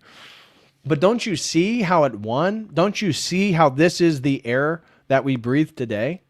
Then, without further warning, the police burst into the house where Babeuf and Buonarroti were drawing up a rival placard calling the people to revolt. So what are they saying? The people that were getting ready to do this coup d'etat, they were getting ready to do the same thing that started the French Revolution, create fake placards that said that they're coming from some authority figure to rile the people up. In the midst of their task to arm of the law, surprised and seized them. And on the following morning, 45 other leaders of the conspiracy were arrested, likewise, and thrown into the abbey. Alas, for the support they had hoped for from the populace, the revolutionary army on which they had counted, impressed as the people always are by a display of authority, went over to the police in support of law and order. With the removal of the agitators, the whole populace came to their senses and realized the full horror of the plot in which they had been invaded. Napoleon averted them and ended the last great attempt in French Revolution to realize the aim of Illuminism. See, France is demoralized. She is exhausted. This is the last trait of this country in ruins. There is no longer any public opinion, or rather this opinion is made up only of hatred. They hate the directors, and they hate the deputies. They hate the terrorists, and they hate the royalists. They hate the rich, and they hate the anarchists. They hate the revolution. They hate the counter-revolution. But where hatred reaches proxim is in the case of the newly rich. What is the good of having destroyed kings, nobles, and aristocrats, since deputies, farmers, and tradesmen take their place? What cries of hatred? All the ruins found and increased by the Directory, ruins of parties, ruins of power, ruins of homes, ruins of conscience, ruins of intellects. There is nothing more pitiable than this, the ruin of national character. Nothing can exceed the wretchedness in the implements of husbandry employed by the wretched appearance of the persons using them. Women at the plow and young girls driving gave the idea of a different era of progress of agriculture under the Republic. There are no farmhouses dispersed over the fields. The farmers reside together in remote villages, a circumstance calculated to retard the businesses of cultivation. The interiors of the house are filthy, the farmyards in the utmost disorder, and the miserable condition of the cattle sufficiently bespeaks the poverty of their owner. So what's it saying? It's talking about how even the farmers were limited in what they could do because it may imply inequality amongst the fellow farmers. And then this gets into the de-Christianization. Again, what was one of the main goals of the Illuminati? To undermine and abolish all religion. That's exactly what we see in the French Revolution. In 1793, the festival of August 10th, the proclamation of the Republic, was purely secular. The new religion endowed itself with symbols and a form of liturgy, honored the holy mountain. That is a place, the party of the mountain, and venerated its martyrs. The convention adopted the revolutionary calendar. You see, the French Revolution was a total revolution. It wasn't just a revolution in anthropology. They revolutionized the days of the week, the months of the year, the calendar, all holidays. Everything was redone because the revolution was the new beginning point of humanity from their perspective. The year was to begin with August 10th, 1792, the Republic. All the months are renamed in accordance with natural phenomenon. That is, in the like, I think December is called pluvoi, which means rain, the rainy season, the rainy month, and so forth. It attempted de-Christianized daily life by replacing references to religious ceremonies and the saints with names borrowed from tools and products familiar to the French.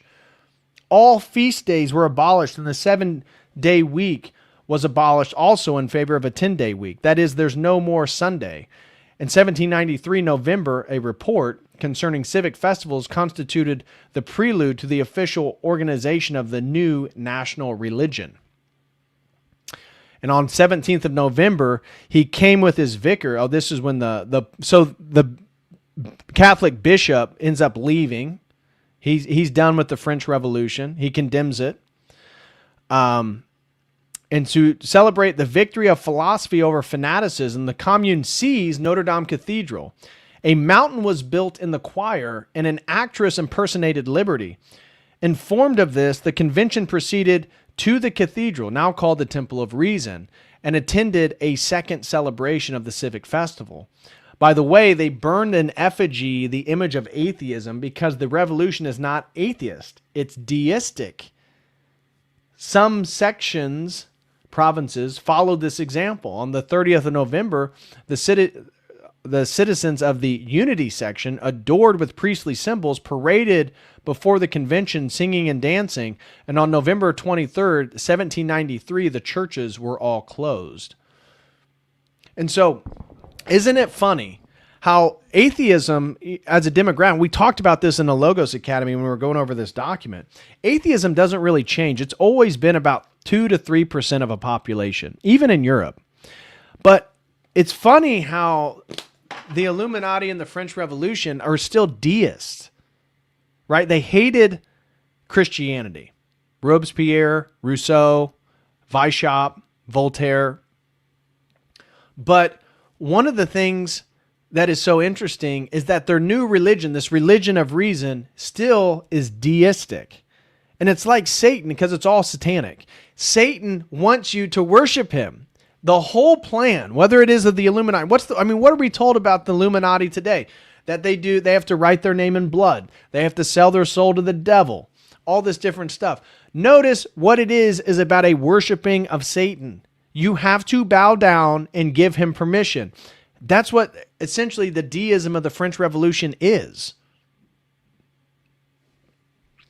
The former church of Notre Dame was, for lack of time and means, cleansed and prepared only provisionally for its new use. And in its former sanctuary, there was erected a pedestal supporting the symbolic statue of reason. It is of simple and free design. This is an eyewitness account.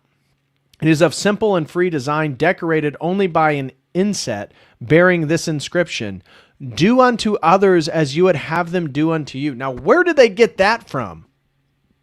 Did they get that from Christianity, that whole tradition that they're trying to destroy, to remove from French society, to remove from European history? Where did they get the idea that you should do unto others as you would have them do unto you? It was flanked by 2 columns surrounded by 2 antique bronze perfume boxes, which emitted incense smoke during the whole ceremony. In front, at the foot of the 3 steps, was placed an altar of antique form on which were to be placed the emblems of the various groups composing the procession would be put there.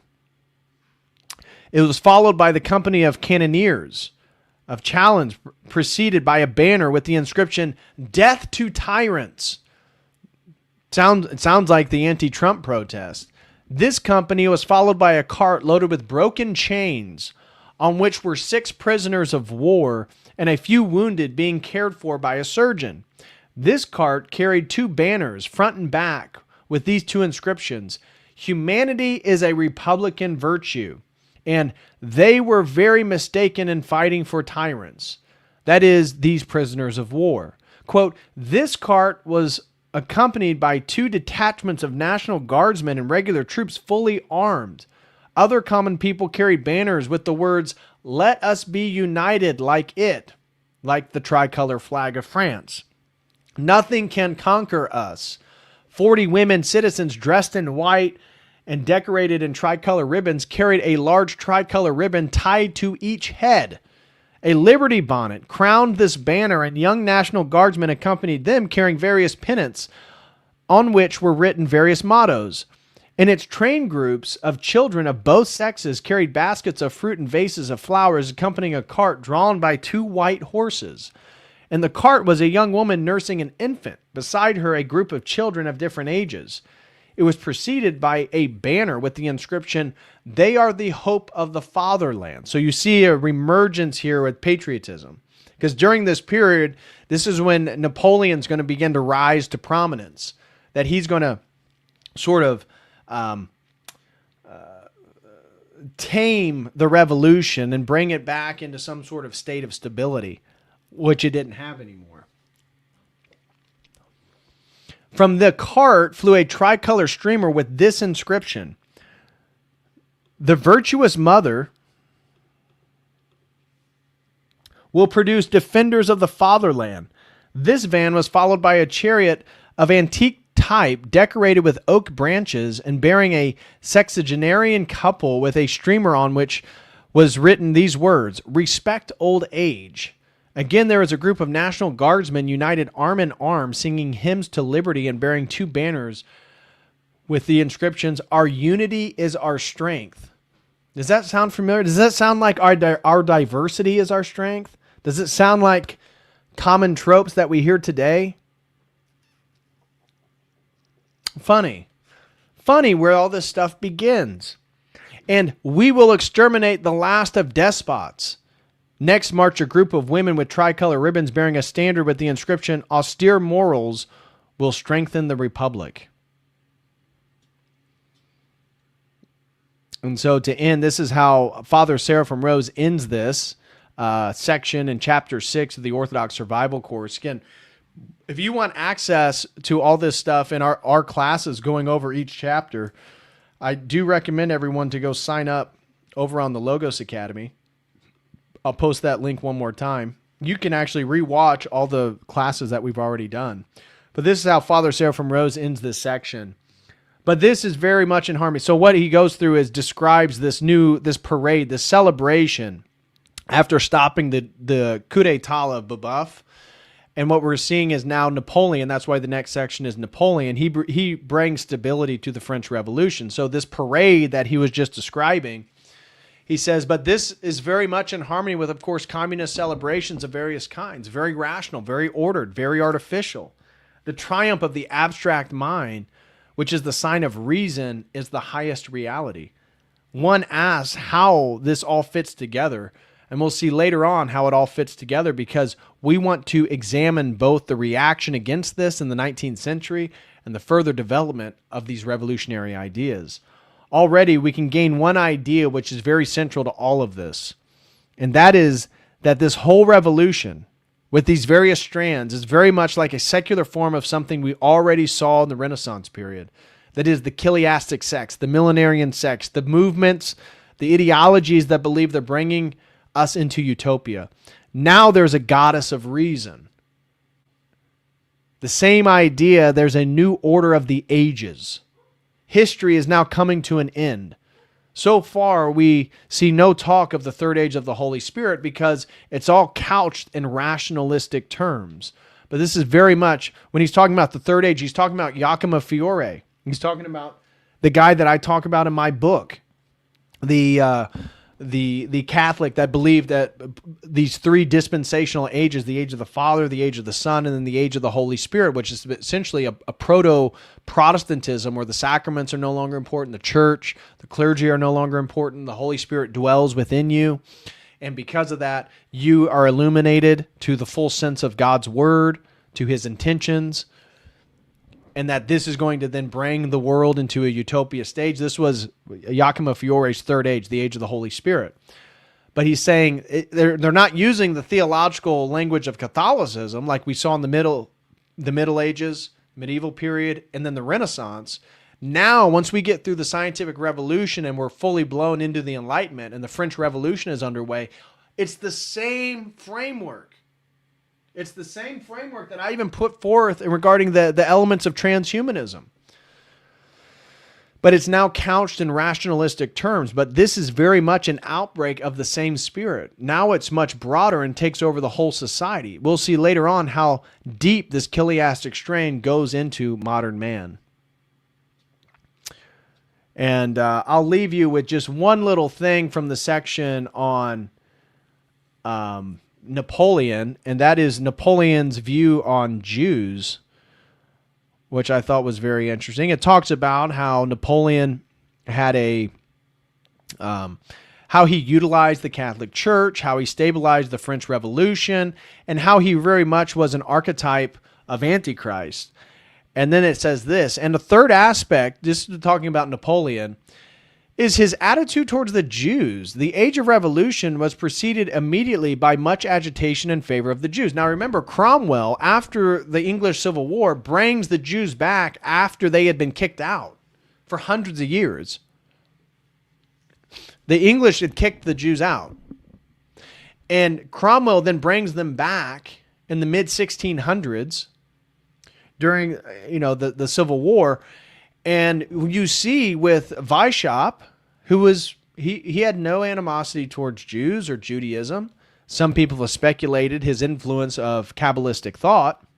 We don't know for certain, but it's definitely been speculated. But notice the French Revolution, the Illuminati, Napoleon, they all have these very soft and if not promotive ideals towards the Jews. Very interesting. So here he says, the age of revolution was preceded immediately by much agitation in favor of the Jews, especially on the part of very enlightened Jewish philosophers like Moses Mendelssohn and the liberal radical Jews who want to abolish the separate ghettos and so forth. In fact, the revolution, and we talked about Reform Judaism, that Reform Jews wanted to blend into European society. Reform Jews no longer wanted to be isolated or differentiated from the rest of the Europeans, so they changed the way they dress. They changed the way they spoke.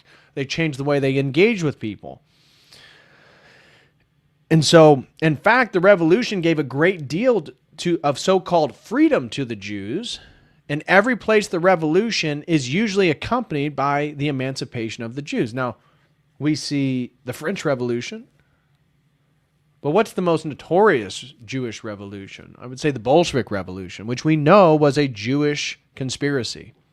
85% of the Bolsheviks were Jews. According to Vladimir Putin, in the last few years, he made a public statement on that. And we know that many of the Bolsheviks were actually coming from New York, that Western powers were actually funneling many of the revolutionaries that were operating in Russia. Many of them actually came from New York or other parts of Europe.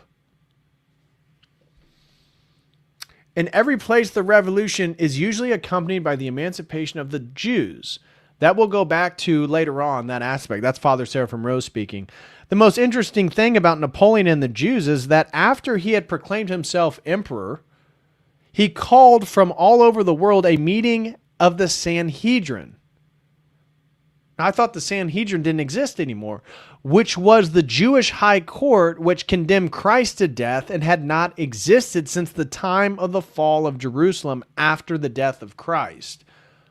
Oh, so you're saying the Jewish court that condemned our Lord and Savior, the incarnate God, that had since been disbanded, Napoleon brought it back into existence?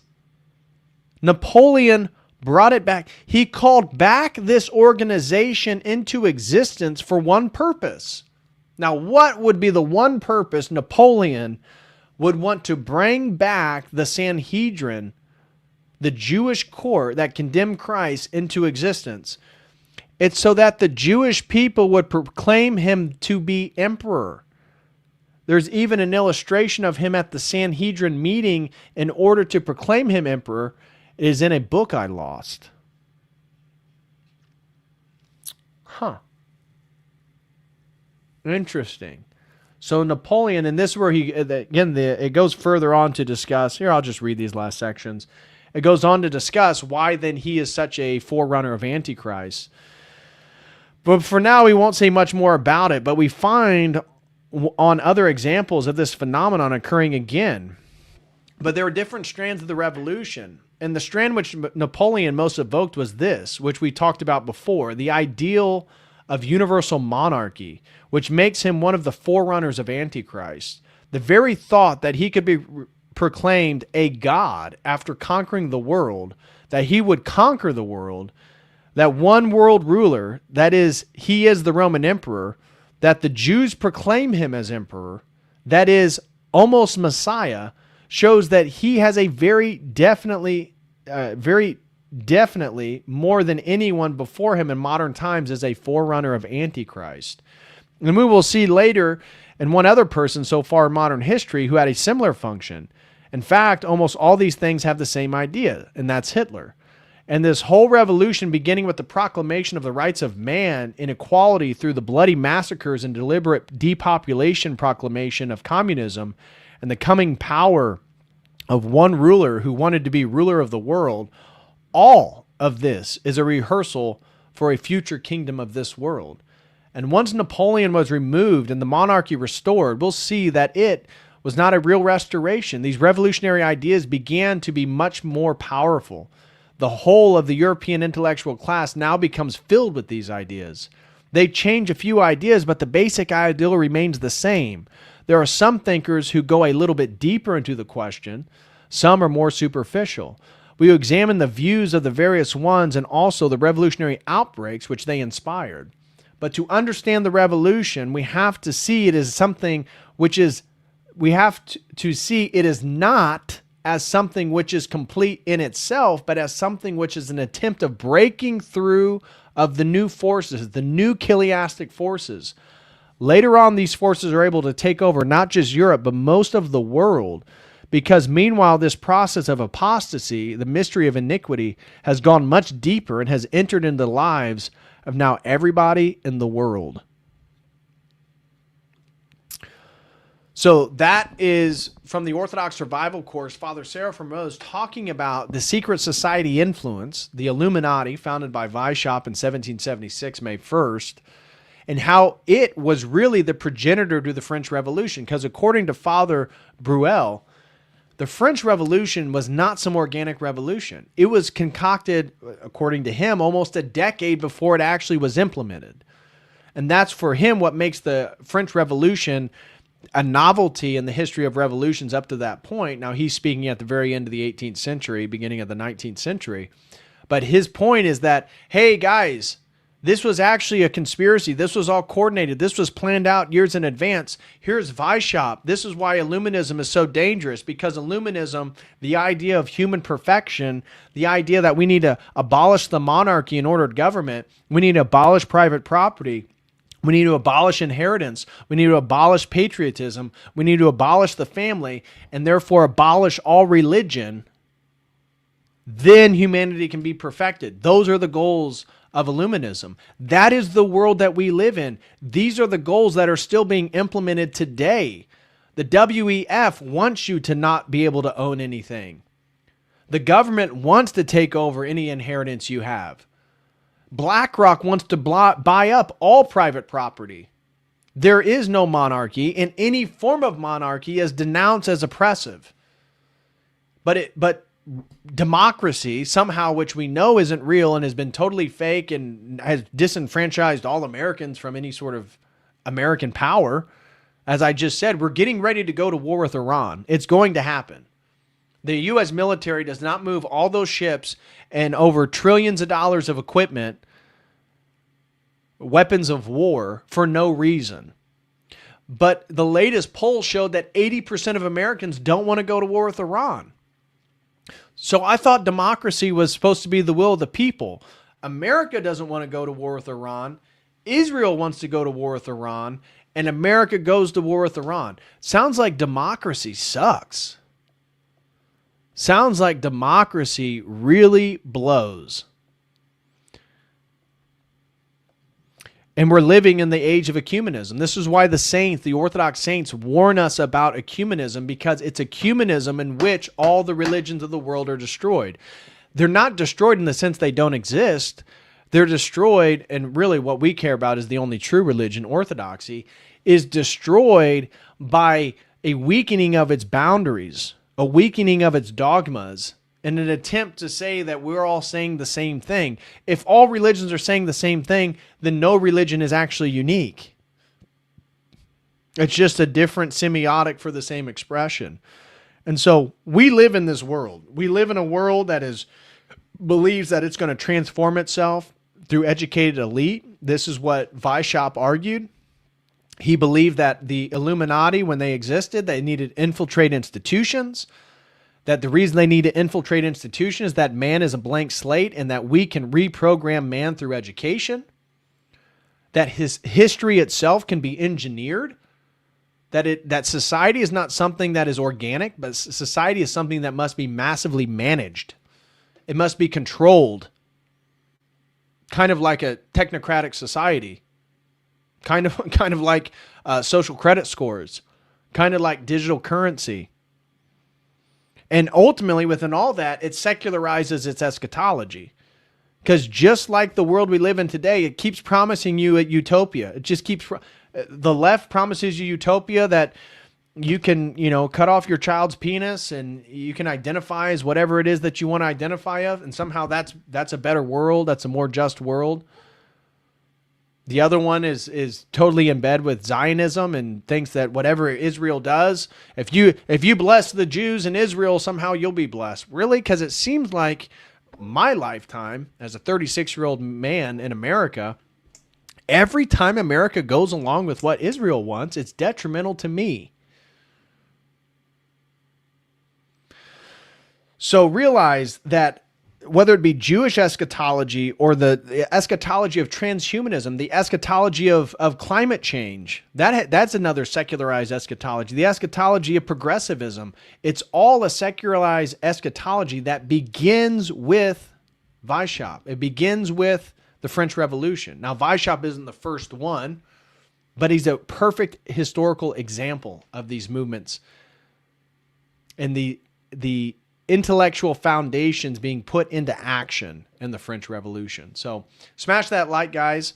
I hope the stream was beneficial. Again, this is kind of what we do over at the Logos Academy for anybody who's interested. It's our men's only philosophy, theology, educational academy there. And we're going to be meeting this coming Tuesday to read chapter 7, which is on the year of 1848.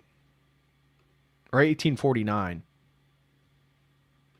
1848, 1849. It's the year of revolution. It's all these revolutions that occur throughout Europe. It's something that most people are just not aware of. So many Freemasons, so many secular Jews, everywhere. Revolution in Russia, revolution in Poland, revolution in Germany. I think there's a revolution in Switzerland. It all happens in the same year. So that's chapter 7. Father Seraphim Rose is going to go over that. I try to bring a bunch of the intellectual history and some of the additional information to continually provide context for what Father Seraphim says as we move through the document. So smash that like, guys. Thank you all for being here. I really appreciate you all. Brother throws in another 5. Thank you so much, Brother Bouvet. National Archives has George Washington letter saying Jefferson is Illuminati and they're getting too bloody in France. Ooh. I'd be interested in that. Now, I looked into any letters that Weishaupt potentially sent to the founding fathers, and I know of one example. I think there's 2 or 3 letters. I want to see what you guys think. Do you guys know which founding father that Weishaupt sent letters directly to? I'm curious if you guys can pick. It's not super surprising. I'm curious who the first one to put in the chat is.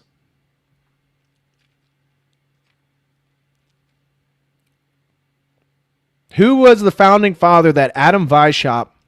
Haha, nailed it. It was Benjamin Franklin. That's why I was expecting someone to get that. Yeah, Benjamin Franklin, who was into experiencing the menage a trois when he went to France. We know he's a Mason, but it sounds like the times that he was ambassador to France, he was very much getting into some of these secret societies. He was influenced by Illuminism. And Benjamin Franklin, we have recorded, I think it's 3 letters directly from Weishaupt to Benjamin Franklin. So Benjamin Franklin was he was very much into the know and was working with a lot of these people. To Thee We Sing throws in $20, says, have you ever read the book Red Symphony? No, I have not. It describes the interrogation of Rakovsky by the NKVD. It is very significant in showing how Freemasonry and banking elites have profound influence. Oh, that's interesting. Red Symphony. Let me put that. Red Symphony.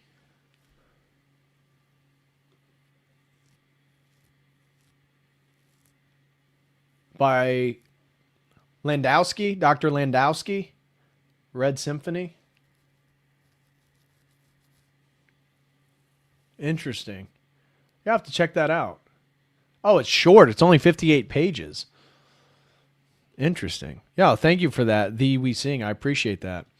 Let me check the Dono chat and Streamlabs real quick. Over on Dono chat, Jesse sends in a generous $20. Thank you so much, Jesse. He says, great work as always. Well, thank you very much, brother. Do appreciate it. And Grindcore Nico throws in 4. Says, great stream. Thanks, DPH. I just started reading The Hideous Strength by C.S. Lewis. Yes. Some of this stuff comes up in the first few chapters. Yeah, that's a great book. It's a great book. I've actually read parts of it. I've never read the whole The Hideous Strength. That's a good one. I just bought another one from an Orthodox church on C.S. Lewis. I'm not sure where I put it. I think it's over there. But it's the fictional story about a bus drive from hell to heaven. It's the great something. I'm forgetting. I'm blanking. But thank you very much, Grindcore Nico. Really appreciate your support. Thank you, Jesse. Thank you, Sterling Bellows. And let me check the Streamlabs real quick.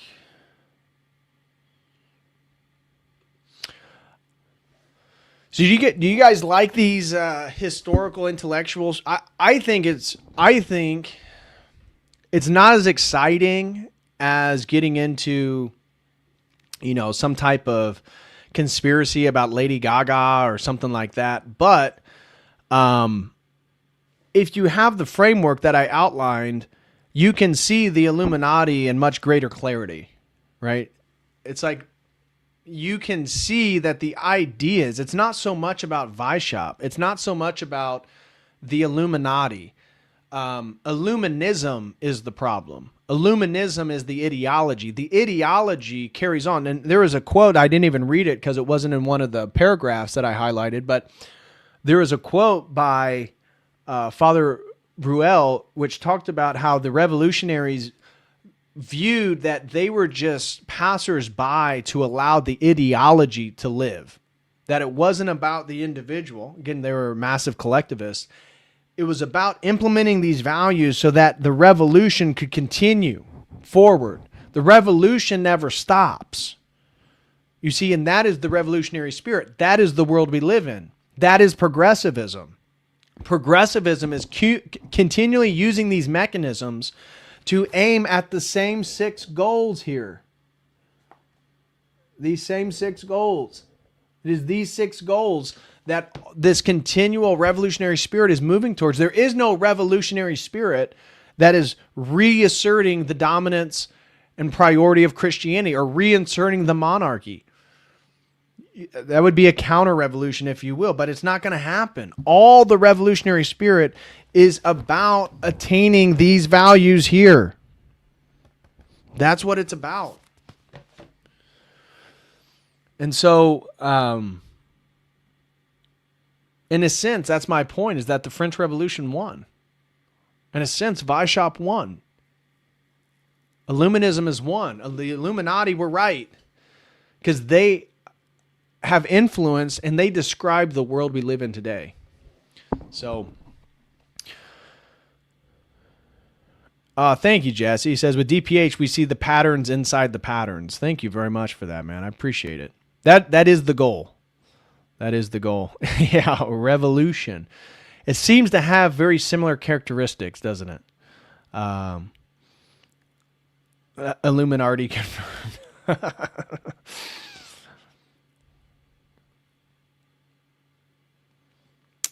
Great stream. Well, thank you very much, Crispy, and God bless you, brother. Thank you for always being in the chat. Thank you for watching the chat. Thank you for just being a great moderator for the stream, man. I really appreciate you. It's weird, Crispy. I've never seen what you look like. I've never met you in person, and yet I have this strange affinity and affection for you. I can't really put my finger on it, but I feel like I know you, and at the same time, I don't know you.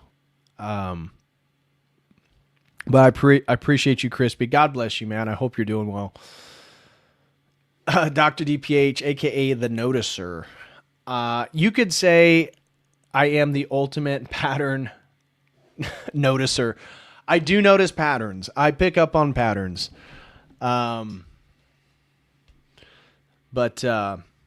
Anyways, thank you guys so much. I really appreciate everyone who supported today. I'm going to be back Sunday with another stream on Saint David, the Builder of Georgia, going over his life. That was a sponsored stream by Nathan. And so I plan to do that Sunday night if I can. If not, it'll be Monday evening. Tuesday, we have another Logos Academy meeting. We'll be going over Chapter 7 of the Orthodox Survival course. And then Wednesday or Thursday, I plan to do a stream on CERN, but who knows what's going to happen before then? War with Iran. Did you guys see that Donald Trump wants to be the president to tell us all that aliens are real? As soon as I'm going to be going live as soon as I hear that one. As soon as I hear Donald Trump's getting ready to do a live speech, I'm already going to get the thumbnail made because I want to cover that live, because we have covered the UFO deception by Father Spirit and Bailey. We went through that whole book, covered the whole book. And so we know that St. Gabriel of Georgia, Father Spirit and Bailey, has been warning us that the alien disclosure is really about the normalization of demons. And they are demonic creatures, which I firmly believe. And you just listen to encounters with aliens, it all sounds demonic.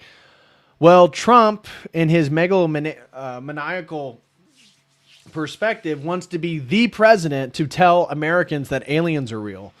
And he was upset because Obama sent out a tweet already saying that they were real, essentially. And Trump was then asked about what he thought about Obama saying the aliens were real. He's like, oh, he shouldn't do that. That's classified information. He shouldn't be saying that, which insinuates that's what the classified information says. So expect that in the next week. And who knows, they might use the alien disclosure as a way to sort of kick the war with Iran out of the news cycle. So it does two things. They're trying to cover up the Epstein stuff. They need that to get out of the news cycle. War with Iran would definitely do that. And then disclosing that aliens are real and some, grainy videos and documents that they're going to put out. That's then going to help cover up the Iran news. And so this next week could be a pretty big week. So, my schedule there, I may do the CERN one maybe Friday if we have to do a drama alert Wednesday or Thursday. So, nobody's going to get arrested. And even the arresting of Prince Andrew seemed totally, it just seemed like it was a PR move by Britain. He was let out 11 hours later on bail. He's not going to be charged with anything. It's just nothing's going to happen. Nothing is going to happen with it. It's really sad.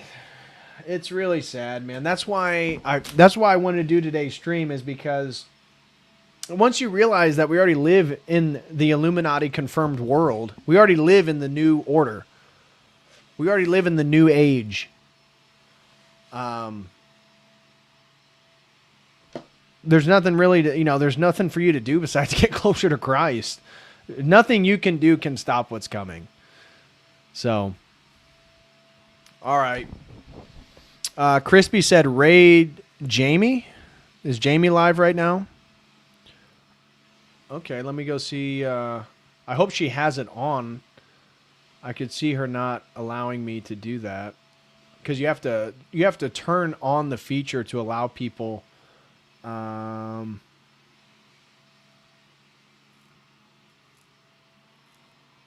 Which one is it? I see Jamie Hanshaw has multiple. Something Wicca, This Way Comes, Feminist Derangement, Internet Hate Machine. I see 3 different videos. Crispy, which one is it?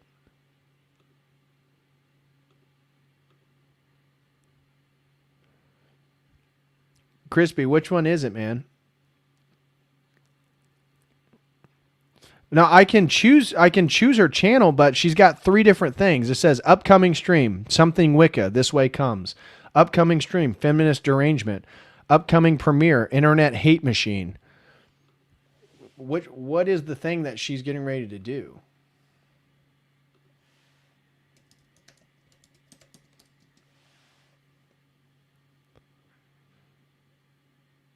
Oh, Internet Hate Machine. Okay. All right, guys. Major thank you to all of you. And remember, if you want to get access and join us guys and going over the Orthodox Survival course, do sign up over at the Logos Academy. Would love to have you. Also, if you haven't, do get my book, Return to Babylon. I'd be greatly appreciative of anybody who picks that up. Dedicated 2.5 years of my life to writing that book. So, all right. I will see you all Sunday. As always, until then, God bless.